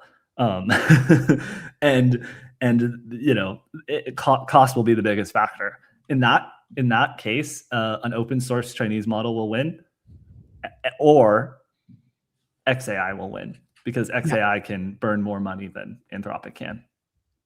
Yeah, that's and I true. don't think Google. The one advantage to being the richest man in the world. I like that. Like one. Like there's one. They're all the advantage. All of it is the advantage. Yeah. But is that you can hemorrhage money for a good long while. Yeah. And in the interest of building. I don't mean that like even carelessly hemorrhaging, but I mean Yeah. I mean, you could argue with X, perhaps. Yeah. The person And I think it's really worth keeping an eye on them because as much as they've been divisive models, they're not bad. They have concerns, but they're not. It is decent, I think they're the ones to, let me put it this way. I would say Anthropic is the one to beat for the general purpose agent. I think ChatGPT has ChatGPT agent, but that does not have the same adoption. And somebody asked me recently what the difference, why one is better than the other. And I think because using Claude Code, even though it does a lot more for you, it feels much more active. Like it's like you get these little snippets, these little tiny dopamine hits of like, ooh, it's doing a thing. Ooh, it's doing another thing. Ooh, it's doing, where you're almost addicted to watching it, and you can't leave. But then, and it's like, why am I not going and doing something productive? That passes with time. As a person who uses it every day, after the first week or so, I just leave it up open on one of my other monitors and occasionally glance over to see, has it popped up a window for me to click something, or does it need anything? Because it'll come back and with needs, which I think is exactly what they should. Yeah, but I think the experience of using it and the fact that it can manipulate files on your computer and you can create this whole memory ecosystem that's like local. I think that is like the true power there, and I think that's they're going to have an edge there for a while, even if they don't have the best or cheapest or Pareto frontier coding model. I did see that. You want to pull up that comment again? Yeah, I have some thoughts on this. I was holding my finger over it to bring it back. I was going to say I cannot comment. I don't. I can. I sat in on a couple of panels during AWS where these things were discussed. AI, what are your insights for AI in banking? What I would say is that the thing that has blocked banking is the same thing that has blocked healthcare, that has been an issue for personally identifying information. And it is, this idea that you need a few things in certain fields. Like banking is a field where precision counts. Like, in other areas, we can have a little bit of an error, a little fudge room, but these are fields where exact accuracy is vital. And there are lots of enterprise AI apps or companies right now, as well as some others who are heavily focused on building what they're calling trustworthy AI. The idea being it's going through, it's grounded in your data somehow. It's grounded by search. It's grounded in other things. It's going through multiple verification steps that are even hardware based in some instances, I believe. I really think that those industries where that precision is necessary are about to have their moment, because it's less even about this need for the models themselves to get better. What they're doing is they're building the ecosystem around it to force the accuracy, is essentially what's happening. And all in all, they seem to be having a lot of luck with it. I keep hearing about companies adopting things like that now. It's very much still early, I would say, but in 2026, I think you'll see a lot of big banks bring it on. Okay, we're having a sidebar here. I'm going to bring this in. So Cal said 90% of business and markets are held together by banking and banking processes. Ergo, the precision and accuracy needed applies to business as a whole. And I said, solve banking, solve business. So if they can make it verifiable enough and trustworthy enough that banks will do it, you basically have captured the whole market, the whole global economy. Yeah, if banks will use it, like they're absolutely the last. Yeah. Aristotle and Axiom Math, there's another company that I thought of as you were talking, Corey, that would help with this. These are companies that are using Lean as a programming language. Actually, I don't know if Aristotle is using Lean, but both of them are using verifiable math proofs, essentially, or math formulas in order to make AI that is extremely trustworthy with calculations. So I could see that being like, it's maybe you don't trust ChatGPT with your bank, but maybe you trust Aristotle or Axiom or some of these more purpose-built models for it. So I don't know if it's like. Go ahead. No, I was just going to reiterate. I don't know if it's going to be ChatGPT, Google, or Anthropic that wins there. It could be something more purpose-built. That leads perfectly into my next prediction, which is that industry incumbents will increasingly become the AI leaders in their own spaces. Companies that already dominate workflows, and we've seen this with Adobe, we've seen this with Thomson Reuters, will leverage the domain expertise they have, their existing distribution within a space, and become the AI provider in that space. And I think you'll see maybe that's Citi, Bank of America. Maybe that's in the banking space. In healthcare, maybe that's. Pay attention to what AI companies the banks are acquiring. That might give you an insight here. It really, really would. And I think we'll be seeing a lot more of that. And I think Adobe is a good example of someone who kind of really led that way. And I say that despite the fact that Canva creates problems for them and other tools have as well. But they're already on every graphic designer and illustrator and artist's computer now. So what they've done is they went and found ways to implement AI that would be appealing to the people in that community. I think of the object selection tool in Adobe Premiere, which I used the other day, and it's amazing. Like trying to rotoscope someone out over every frame for, a 30-minute video is insane. But with this, it's 2 or 3 clicks, and it takes 20 minutes to maybe go run and do its thing. But it's not 20 minutes of you click, outlining things. It does it all on its own. And can I add three ideas to this? Yeah. So. Please. That because we noticed when we did the Adobe content that we covered, a lot of people were using Canvas or Figma as an alternative, Canva as an alternative. A lot of people really don't like Adobe for its business practices. So I think that there could be a lot of these like really like cutthroat fights between like the leaders in each industry, and how well they implement AI is gonna determine which one takes off there. And I don't think it's just like adding more AI. I think it's how well do you actually improve the product, not just like saying like we have these AI features now. Yes. Yeah. And I think you watch those leaders as well as the niche pop-ups in each industry and kind of get an idea of who those are going to be, and whoever they are, they're already doing it at least to some extent, or they're not the one. Yeah. I'm going to add another thing. I'm going to add another element to this. So I think there's going to be a battle between the general purpose agent and the industry specific agent. So if you look at Claude Code, right, people are realizing that you can use Claude Code for more than coding. So how long is it going to take Anthropic to launch like a general purpose agent, like Claude for business, right? Like the Claude Code for business.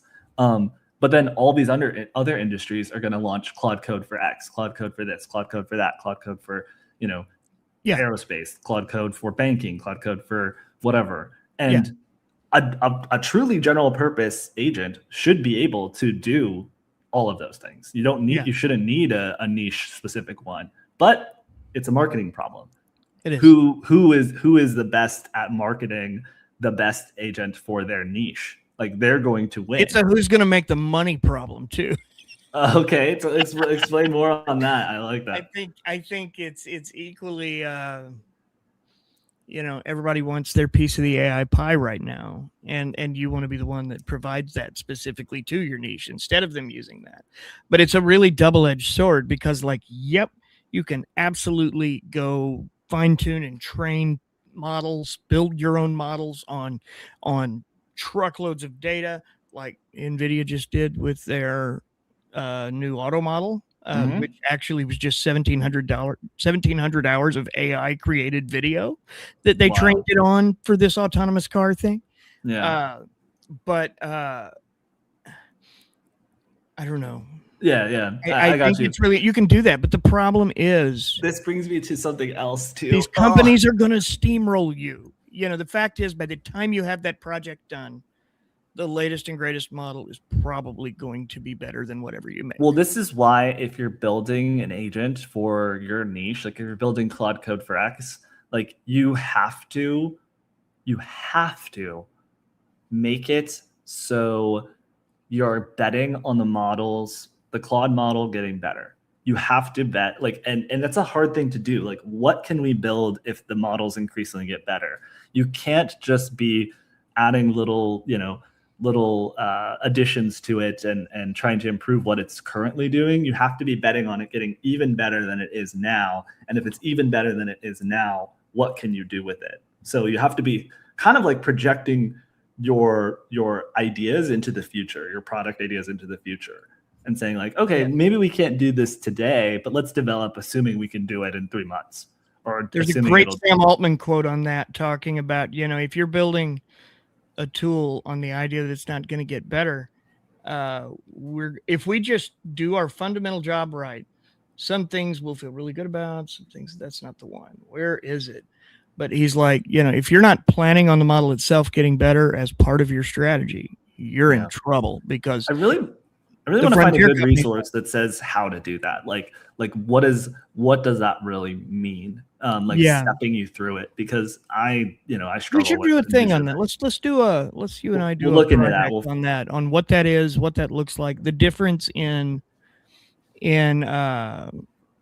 building something versus that a model's just going to have as a standard, that a model's just going to do, like, versus something that's really unique and improves as the model improves, because those are very different things. I'll give you an example that I can think of. I think Gen UI is one that I think is relevant. Like the more that these models get better, the more features that you can add kind of intuitively on top, where you let the users decide how they want to use your tool, and you just give them the tools to decide that and like change the interface for what works for them. So that's one aspect. Another aspect, switching gears slightly, besides giving you more controllability over image models, I imagine that image models need to improve to become real time.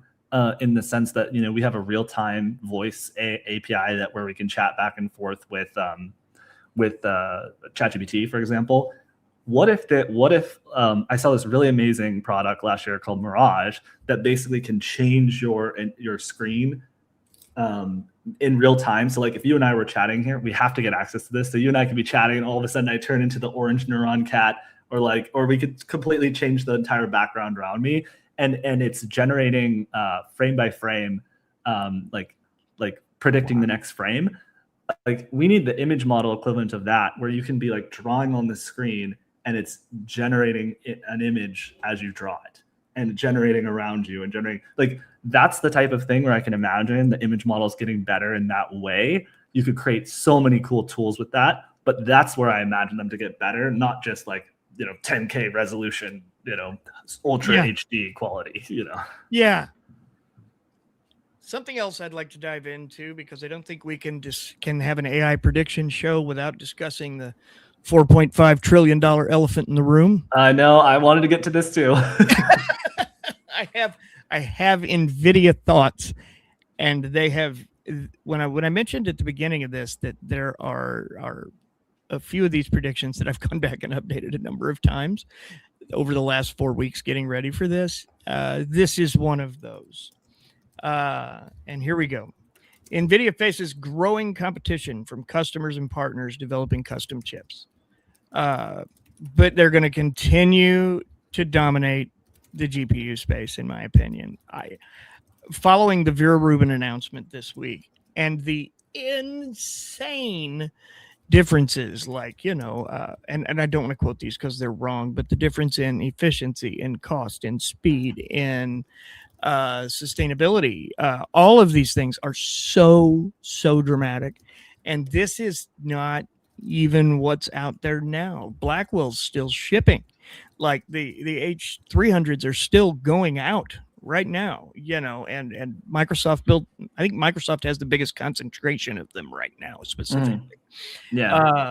But they're going out daily, and to think the next level is that much of a step better in terms of speed, accuracy, reliability, efficiency, that's insane. So, like, I think sure some other players are gonna build some cool chips and other approaches, and they'll be good. But I mean, like, tipping them over means, for starters, knocking over a $4.5 trillion monster, and simultaneously needing to uproot CUDA in the systems of everything that exists right now to make that happen. So and I don't think that's easy. Yeah, or possible. So yeah, I really don't feel equipped to add much to that or much to this conversation, except three things that I think are worth paying attention to. I love this comment. I warm my Chicago apartment with Nvidia heat. That's what we need to do. Data center heat needs to be routed into old steam vents in cities, and used to heat houses. I think basically you saw Nvidia have this like $20 billion acqui-hire situation with Grok, right? Where they basically brought the executives in from there. And fun fact, the executives at Grok, from my understanding, and this is Grok with a Q, not K, were the guys that helped build the TPU at Google. So that was very strategic.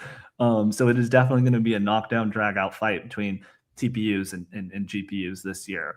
And we're going to see if you really need the cutting edge, or if you can have something, just below the cutting edge and just scale it more cost effectively for inference, for example, if that'll cover your needs. Depends on what new model architecture and ideas come out there. The other thing I'll add is there's a even bigger element to all of this that we should cover, which is number one, the AI bubble conversation, and number two, the Taiwan conversation, which is we've read reports that China is gearing up to potentially take Taiwan by the end of this year. Now, that was like very speculative, and we saw reports at another company I was working at back in 2024 or 2021 that said it would be 2024. So who knows if they're going to do it? But things going on in the real world right now. People are kind of taking things that don't necessarily belong to them, or maybe they do. We don't know.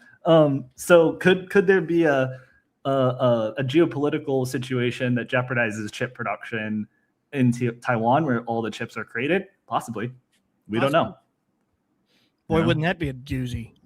Yeah. Oh my God. And that could throw a wrench in all of this, because I think a lot of people are saying like, hey, look, the debate around the speed at which all of this is happening, like, let me phrase this differently. We are about to experience like incredible rapid takeoff if we keep up at the same pace we're at right now. And there's three things that could potentially slow that down. It could be an AI bubble crash. It could be political backlash to AI and demanding that things slow down, and who knows what form that'll take. Or it could be, like, now we can't make chips anymore. We saw like there's like a RAM crisis happening right now, where the cost of RAM is like skyrocketing. So that's like, market forces impacting, potentially slowing things down. There's a lot going on that could slow it down. That's not at this, like, can the models get better? Yes, the models can get better, but everything else around the models could slow it down. Yeah, that's interesting. And I want to save my comments on the bubble for last. Okay, let's save that, because I do have some ideas there. But and the other thing I wanted to say on the chip front if you want the most cutting edge information on chips, read Semi-Analysis. Semi-Analysis is the single best source on AI chips. We don't cover it in the Neuron, really, unless it's like more broadly applicable. But Semi-Analysis, they are the goats in that category. So you want chip takes? Semi-Analysis. I'll include a link. Excellent. Well, let's I have a theory that I want to drop here. I guess it's a prediction. I think Perplexity is acquired this year by someone else. And I think it should be Apple. If Apple was smart.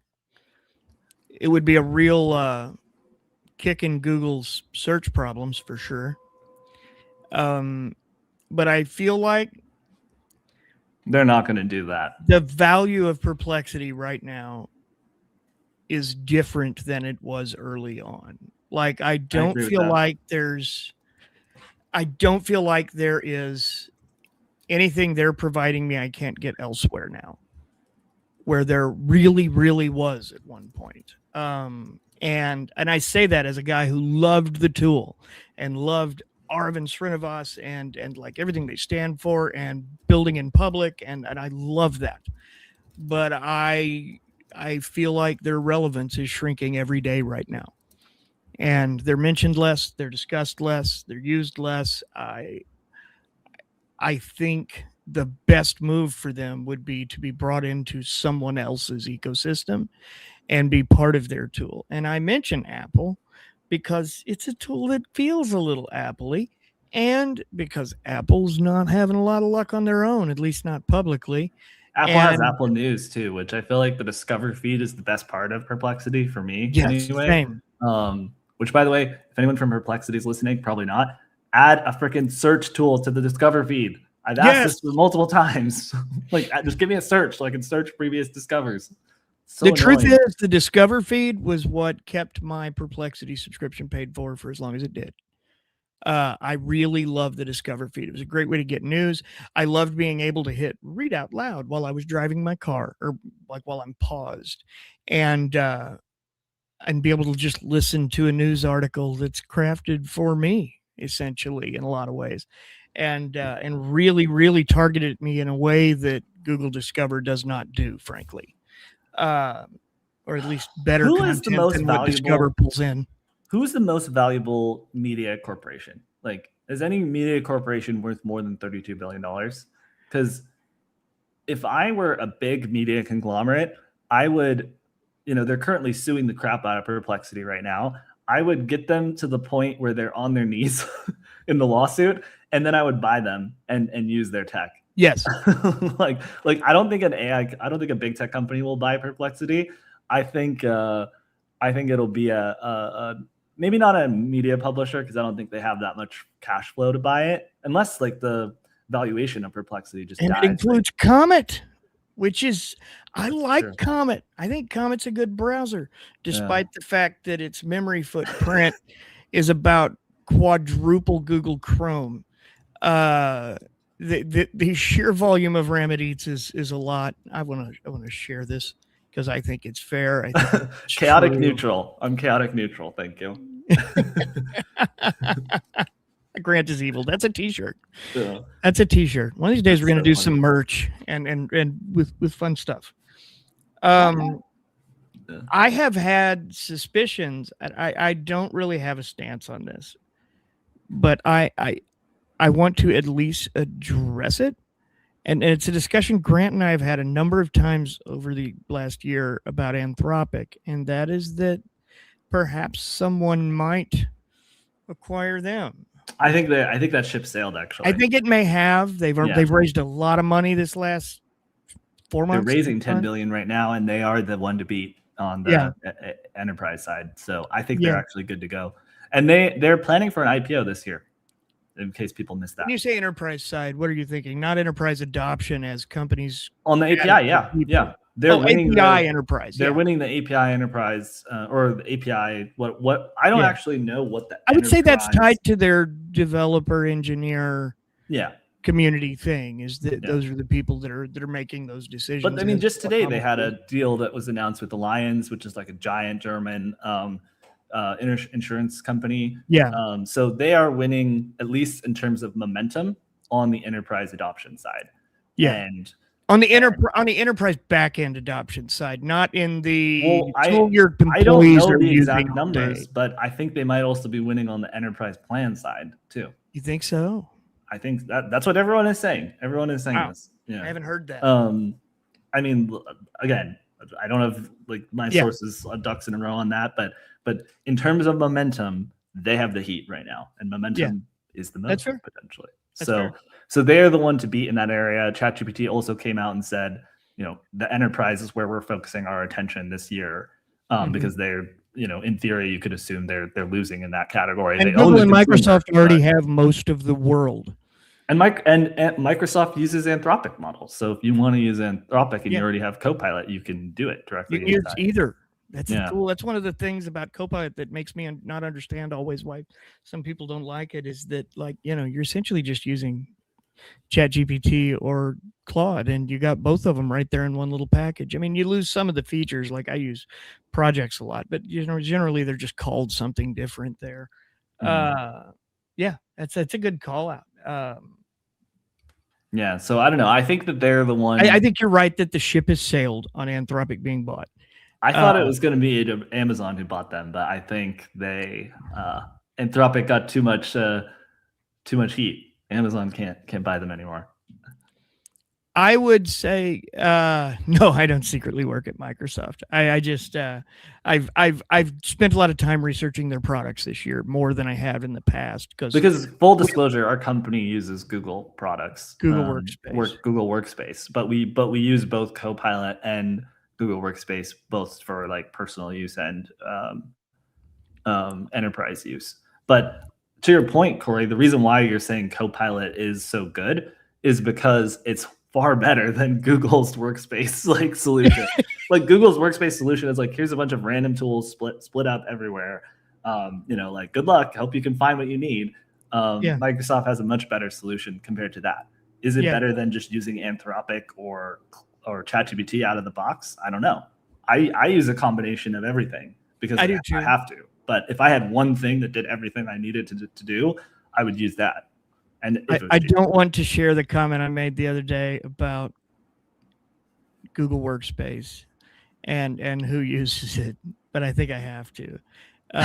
We were talking about it the other day, and to Cal's question, I use Excel for everything when I'm not at work. I have a 365 account that's mine, not tied to what I do at the day job. And I use it pretty consistently, not as much as I use Sheets, because I do a lot of spreadsheeting during the day. That's fair. But I genuinely prefer it still over that. And I always felt like people who use my joke the other day was that the people who use Google Workspace do it because Microsoft's too expensive. I mean, you're not wrong in my personal experience, but that tracks with my lived experience, and no one can take that away from me. Yeah, the truth is they're very comparable. The differences are pretty minimal. Yeah. But what I will say significantly is that the AI provided inside Microsoft's ecosystem is significantly better than the AI provided AI provided in Google Workspace. It could be a scale issue, right? Because we don't know. Maybe it's written somewhere, but we don't know what the model is that Google lets everybody, all of their 3 billion users, use inside Google Docs for free. It's probably their cheapest. When they force added everyone to Gemini last year. Yeah. Because that was how Google pushed their numbers up, was by adding everyone in the world to Workspace. So like if you were a Workspace client, you got a price increase attached to here's Gemini, which is, was going to happen, obviously. But the problem is these enterprise companies are paying thousands of dollars a year to Google. and they provided them with 1.5 flash as the model that was already dated. It was already dated when we were force added to Yeah, it's just Gemini not and smart enough. I spend They have most of great my time. models, but I it's the spend most of ability my to work in tools sucks. Yeah, I spend most of my time in AI Studio and other tools, Anthropic, ChatGPT, trying to recreate a good version of an agentic Google Doc. Like the fact that it's not like the Google Doc is not a good place to write using AI shows you that like they're losing that battle because it's not their focus. They're focusing on the consumer, which makes total sense. And I think they've made a ton of ground there. Clearly, they put ChatGPT on the back foot, but ChatGPT is still way ahead. But yeah, just they've sort of let the workspace adopter fall by the wayside for that, while giving us other good stuff. Like that's what I would say is my criticism, is that the workspace user has kind of fallen by the wayside a little bit. But we still get access to Gemini, and you could do a lot of pretty good stuff in Gemini. Their models are great. I don't have any complaints about their models. I love AI Studio. I love a number of tools they've created. I love Nano Banana and all of that. But I feel like while they were chasing consumers to keep the ad business propped up, because that's what it boils down to, is that Google, to keep its ad revenue, which is the lion's share, bread and butter, the reason they can do all this really amazing stuff with DeepMind, they need the consumers, and that's why they're competing with ChatGPT instead of Microsoft. And as a result, though, awful lot of customers that spend an awful lot of money every year have it's improved a little along the way, but it's still, like, in my opinion, as recently as into Q3, it should not have been rolled out publicly as it worked in Workspace. Yeah. I think, that one wild card prediction could be that like the rise of Claude Code really supercharges Google and Microsoft to get their act together. Maybe. And I think they're probably already thinking about that. And they're just lucky that Anthropic accidentally called their tool Claude Code and not Claude Agent. So we'll see. We'll see what happens there. Do you want to touch on what else? What else do you have, Corey? I think I have two last things. Cool. I think we need to address. I'd like to hit a couple comments I have on evaluation and benchmarks, and I'd like to end on ye old economy. On evaluation and benchmarks, I have two predictions that I'm going to bundle into one here. And I think that's that Humanity's Last Exam and ArcAGI 2 both fall this year. They're both really, really, really close to falling already, like in the 80%-ish range. And I feel like what we get is ArcAGI 3 as we continue to say, well, it's not quite AGI because a number of mundane tasks still just remain out of reach. I think we just continue pushing it a little farther and pushing it a little farther, and we get a third when we reach the top of this. It's AGI benchmark, and that we still haven't accepted. And I'm not saying what we have is, but I think if we use today's tools in mid 2023, we would at minimum believe it was close, very, very close. If 2 years ago we used Gemini 3 and 5.2 and Opus 4.5, I think we would be shocked with what we're using today. But because it happens so incrementally, and because it happens every 2 weeks, like it's always happening, that's the problem. And as a result, I think people don't notice. And that's what I think. I think Humanity's Last Exam and ArcAGI 2 both crash. I think they both get beaten soon. Okay, let me add to that. I don't know what model architecture or technique will solve this, but maybe it's just all the RL, reinforcement learning, that they're doing in these environments, which environments can basically be, it can be, a data set, it could be an actual like staged environment where you have like a user interface that the AI is like going around and testing in. But somehow the action efficiency, which is how quickly the AI model learns and picks up what it's doing, will start to really surprise us, and that area of development will increase. So what that means is AI can basically start to do things and figure out and orient itself in an environment faster, because that's what Arc AGI 3 is going to be testing. It's going to be testing, can you efficiently be put into an environment, figure out the rules of that environment, and solve that solution quickly, because that's like one of their thesis on the true test of intelligence is how quickly can you learn. And I think we're going to start to see some real progress there as Arc AGI 3 gets rolled out, and that becomes the new standard. And someone said RL is kind of garbage. Andre Karpathy says it's drinking through a straw. So we'll see what becomes the dominant paradigm if people continue with RL. But that it's some type of continual learning, though, is what will allow people to accept that it's AGI. Like to me, I always hear these arguments that are like, well, why can't it, detect? I'm going to use an old one, ours in strawberry, and it's like, who cares? Like some of that little stuff, we have little things we suck at too. Like there are things that we just don't do well, like balancing a basketball on a finger. Seems like a pretty minor task considering we can do advanced physics, but we can't do that.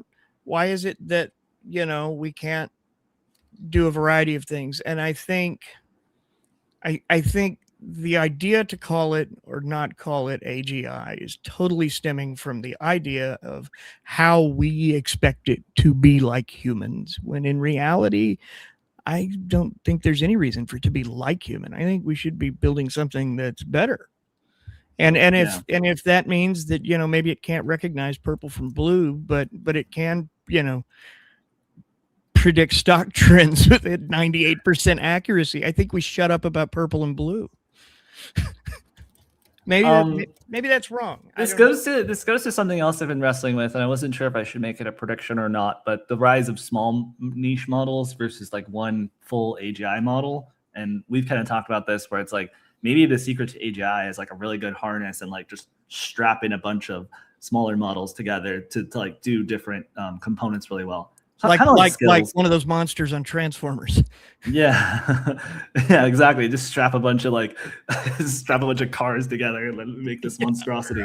But our brain has a lot of different cells that specialize into different areas to do different functions, and it's sort of it seems silly to try and just build one gigantic thing that costs trillions of dollars that can do everything, versus just making hundreds of specialized things, kind of like Anthropic's skills thesis, where you can, instead of making this giant MCP server with all of these different tools and docs and how to use it, you may make a bunch of little tiny skills that you can all Lego brick together, and then like that makes up all of the components that you need to actually function the same way. A multi-agent hive brain. Exactly. And I've heard Dorkesh and other folks in the industry say that's basically where this is going, is it's going to be, like a bunch of systems that can copy themselves, and once one thing learns something, it adds it to the database, and then they all know it. And AGI is a computer, not a model at that point, essentially. Yeah, which is why Reid Hoffman said a lot of what this year is going to be going into the end of this year in 2027 will be about orchestration, which is, it's no longer you and a single agent chatting back and forth, but it's you and a swarm of agents that you're controlling and orchestrating. And I don't know what the dominant user experience for that is, but it'll be interesting. I like it. Softwire is just dropping like mad knowledge in the chat here. Look at this. Yeah, I was reading this, and if that's honest, true, you should be getting a Meta paycheck. You should be going to Meta and trying to get them to hire you. Be standing outside with a "Where's my $100 million mark?" Yeah, you need bring to it. I do think that there is a conflict though between making a truly thinking AI and like just one that's really good for business. I don't think they're actually the same thing. I don't think you want the truly thinking AI to be the thing that you have running your company. That's fair. I think that's a really good call out, actually. I think you just want it to be the most controllable, smartest thing possible, and perhaps that is an over on the giant model, or Google says they're building an omni model, which is something we haven't talked about yet. What does an omni model actually look like? It's something that can do all of these things. Like it can do vision, it can do voice, it can do world models. Maybe that's a bunch of models put together that it just has a harness that's controlling it, or it has like a cortex model that's like saying like, I'm going to use this one for this, and this one for that, and this one for this. But like the user experience is we go to it and it's a single model that can do all of that. I don't know, but that's also something that's in development. So we'll see. So Grant, do we want to talk a little economy before we go? Let's do it. Let's first? Chat financial paper, bubble rock, talk. scissors for who goes first. I'll go first because I'm not going to really share like my own opinions. Who cares what I think? I'm just going to share two points that I think were quite interesting. So the first point was what Zuzana shared on our chat with her this week, which was essentially, at this point, we've only spent about 0.7% of GDP on like the AI data centers that we're creating. And at the height of the telecom boom, we were spending something like 2% of GDP on telecoms. And that was, like just infrastructure for phones or internet. Like it's not as fundamental as she says, as AI is, where like, if you have true intelligence that you can scale and apply to any problem anywhere in the world, that's a lot more fundamental than just, can you connect to the internet? Now it's like, can you scale intelligence? Like it's fundamentally probably worth 5% of GDP before all is said and done. If not more than that. But is the money being deployed efficiently, which is the problem that I think we have now, where you have one company, Nvidia, that is just like the king, and they can charge kind of whatever they want. They obviously that they've been taken down a peg with Google, and now there's real competition. Otherwise known as the legs of the U.S. economy. Yeah, right. Yeah, exactly. So they, now that it's perhaps there'll be some price dynamics. Them working with Grok, maybe they release a cheaper, faster chip, like Grok can do, to compete in that area. Maybe that brings the overall cost down. As Jeff Bezos said, it's an industrial bubble, not necessarily a financial bubble. Those are different things. They're different things, yeah. And I think we've taken some air out of the balloon by talking about, is there an AI bubble this year? But I have a kind of hot take on this. 2026, if there is going to be a financial bubble, it could be the year that OpenAI dies. Wow. I think OpenAI is the most at risk in a financial bubble burst, personally. I think that's possible. I mean, I don't necessarily agree that outcome is necessarily likely, but I see where you're headed. And I think in 2026, once again, we hear a lot of people yap about a bubble, and we just continue to grow. I really think that there's still an awful lot of leeway here. There's data center construction. There's the build out of everything that goes inside these data centers. There's all of these companies scaling up their AI efforts across all industries right now, trying new things, some of which will make money, some won't. Some people will fail. Some people will definitely lose money, but I do not in any way expect an AI bubble to explode this year, and all of the horrible things that people expect could follow that to happen. There's so much more room still. Like, these companies are already working into the, they're talking 2030s and working on things, and there are deals, there's stuff being built. I don't think it's there. I do think that there will be startups that fail. and investors will lose their money on some of those. But I think those are less tied to. I think those are less tied to, our stock market and our overall economy, more so than just the situation with investing in risky startups. And maybe it's more of those than normal. I'm trying to read your conversation while I talk. Sorry, I'm sidebarring. I'll bring it into the main chat. So, let's see. Ankit said, Google has such deep pockets that they could survive it. And I said, basically every big tech company playing in this could survive it. No problem. Nvidia will survive. Microsoft will survive. Google will survive. I mean, one of the best financial takes was essentially like, honestly, the big tech companies, based on their cash flows, could spend like 5 times the amount of debt or something to that effect. Oh, yeah. If they wanted to, actually, and be totally fine and totally justified doing it. So really, it's not as big of an issue.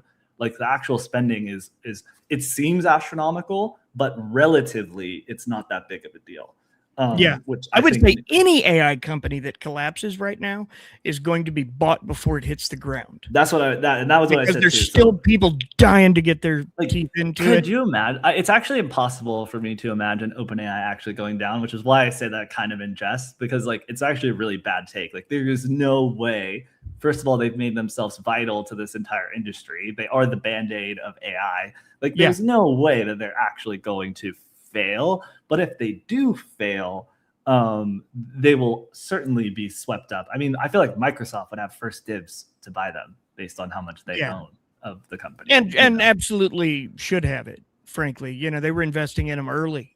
I mean, it wasn't a given then. And, I mean, the fact of the matter is, ChatGPT is now a productized name. If you talk to people who aren't in the know or staring into the little microcosm of AI like us and probably everyone watching this do, it's like Kleenex.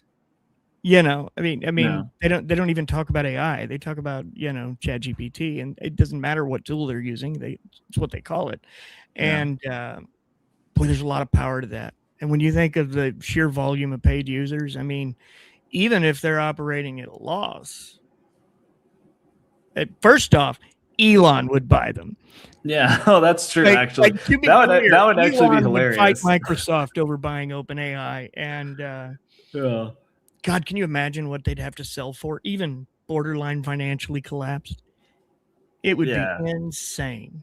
I just don't think that's going to happen. I think the only the arguments and the reason why I even brought this up to begin with is that they just stretch themselves so thin with everything that they're trying to do, which you have to do when you're at hyperscale. Like I said earlier, they've also made themselves kind of like integral to this whole industry. Their API, everyone can use it easily. But they just don't have the momentum at their back, and it seems like other than the consumer, which costs them a lot of money, actually. Like some reports I saw recently said that a majority of OpenAI's usage is the free tier, and it's not necessarily free users that advertisers would want to advertise to. Maybe. So even if they launch ads, which they will do in 2026, and will be good for them, I think. Perhaps and I think not enough to justify out of. I think they'll also. I think when ads come, they've been very, very vocal about it not being the results of your prompt. I saw some reports recently that were like, no, I mean like that there may be ads alongside it in your sidebar in ChatGPT, but that your answer remains pure. And they've said that really publicly a number of times. I want to say Kevin said it, Greg said it, Sam said it. I say that's right. That could be wrong. The truth is, I get it's a business. It's got to be paid for. This ain't cheap. Mm-hmm. Nothing of this is cheap. I mean, you know what 15090 costs, let alone a data center full of H300s, This is why I almost wonder if the average person right now can't tell the difference at the frontier of intelligence. Like we can't really tell the difference between Gemini's best model, Google's best model, and OpenAI's best model in terms of just asking questions. Obviously coding you can tell the difference. Obviously, some of these more niche use cases, you can tell which one works the best for your specific use. But you can't, I mean, who can really say, other than the benchmarks, and there's a lot of benchmarking going on, which one's actually the smartest? I've heard people say Gemini is the smartest for science stuff, but then OpenAI is the smartest for just general, like it can answer most things I need it to do. And Claude, I find the experience of talking to Claude more fun than talking to the other two. So I talk to it more often. So I don't know. Well. I don't know if they actually need to push the frontier of quote unquote intelligence in any meaningful way. They just have to make the tools more useful, and then they'll probably focus on making them cheaper to run. Yeah. I mean, especially if there's any sort of downturn or financial bubble conversations, like just do that and then just turn them into money printers. I think they could absolutely do that. When I talked to Scott Guthrie, something we discussed, Scott Guthrie's the EVP of AI and cloud or something like that. And he's a big deal at Microsoft. I had an interview when we were at Ignite. One of the things we discussed was that all of the incentive is there for companies to ensure that this is done as efficiently as possible. The fact is, it costs a fortune. It's a fortune to serve it. The hardware is a fortune. Anything they can do to make this more and more efficient, sustainable, and communities are demanding it. If you want to build a data center, that's the other thing. Is like, I mean, all of the incentive is there for this to become more efficient over time, and that is absolutely the case with how it works in all tech. Like, you build the thing, you make it strong, and then you start worrying about how can we make it run a little faster? How can we make it a little smoother? How can we make it cheaper? You innovate and refine, and I think that I think we're kind of watching a little bit of that go on side by side. And I think honestly, Nvidia is kind of leading the way in the refining portion of that. When you look at like Blackwell over Ada and Vera Rubin over Blackwell, there's a lot of focus on keeping those efficient there, I think, and requiring less power because we don't have the power. That's the problem is, they're building out solar and wind farms and all of the renewable resources, not out of sustainability concerns, but because they can't get enough raw power to. No, it's true. Do it, And, I don't know if he'll ever feel the pressure enough, but President Donald Trump, revoked some of the like solar projects that were in the pipeline, and then perhaps maybe he'll feel the pressure to put it back on for the AI companies, which would be kind of funny. I think there's two things there. Someone brought up, Softwire brought up, efficiency would improve if they improved electrical transmission. That's very expensive, but that project is ongoing. They're replacing a lot of the transmission lines right now. And then also storage. So get them underground, for God's sakes. We don't need them dangling in the sky. Yeah. Surely better battery tech is coming. And it's just we might have a guest on that coming soon too. Just an FYI, we've got somebody we've been talking to that had a really interesting approach that intrigued us. And I don't think it's a done deal yet, but we're working on it. We hope to have an awful lot more cool ones this year. Yeah, for definitely. I got my money on it. I want everyone to help me. I want to get Altman on here, and I think we need to make that happen. And I don't know what the answer is, other than maybe everyone helping me badger on Twitter to make it happen.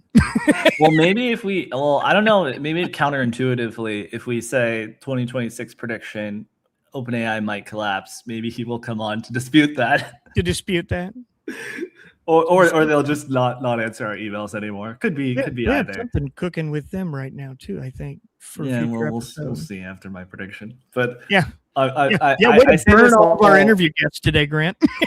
I say this all for content, folks. I am just thinking. I try to think realistically, but there's so much going on in this space, and like any of these companies could release a model tomorrow that is AGI. Like, I don't think so, but they could, and that just changes the game for everything, for all of this. So I'm just trying to think about what could happen, not necessarily what is going to happen, because nobody knows what is going to happen.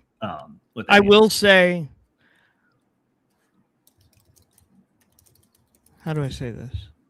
I have spoken personally to someone who has touched the next OpenAI model, and they are pretty floored.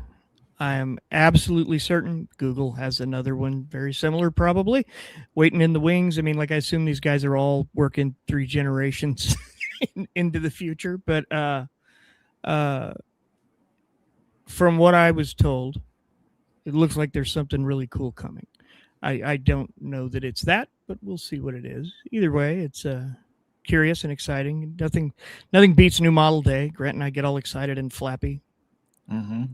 But yeah, I've had a literal personal conversation with someone who has touched a thing, and it sounds really cool. Yeah. Did GLM-5 just come out? Can you pull up that comment, Corey? Yeah, I have yet to run any of the GLM models. There's a new cool video. The last one I saw personally was 4.7. I just linked to it today. But to be fair, I feel a little behind at the moment. That's okay. You took a day off. Now you don't know what's happening in the world. Yeah, it's the way behind. Completely behind trying to catch up on everything. You know, don't look at the news for one day. You have basically missed a week's worth of content. Okay, so GLM-5 is not out yet. Well, they just went public, that company. So I imagine with all that newfound money, they're going to buy themselves some Nvidia GPUs, which is now possible because of the deals between the two countries. And they're going to be up and cooking, I would think. I would expect GLM-5 soon. The believe it or not, the open source Chinese models ship faster than the frontier labs do. I was really impressed with the Quinn models. I've had I've used them quite a lot. Yeah, they're big. And there's another interesting model came out yesterday. I don't know how much you know about it yet. I say Which yesterday. One? Which one is that? LTX2 from Lightrix. Oh yeah, that just went out. Yep. Yeah, they're actually. I think they may have advertised with us. Now that I think I was setting ads up in future issues yesterday. yeah. No free ads, but they did sponsor today's newsletter. Yeah. So people know. Yeah. And this is totally unrelated to that, but that is how I knew it happened and went and did some research and checked it out last night. Of course, I don't have anything I can play with it on yet, except for maybe Hugging Face Spaces, but it was interesting, and I'm trying to remember what it was that was so unique about what it does. I want to say seamless video generation. I know you can give first and last frames, bring stills to life, text video. I'm gonna have to find it. We'll report back. Because it was an interesting model.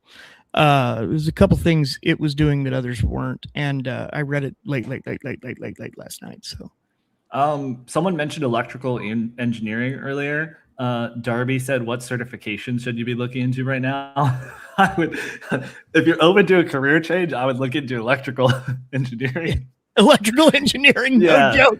Yeah, that I feel like that is actually a legit good career path at the moment. Helping plug in all these data centers and pay for all of this stuff in energy infrastructure.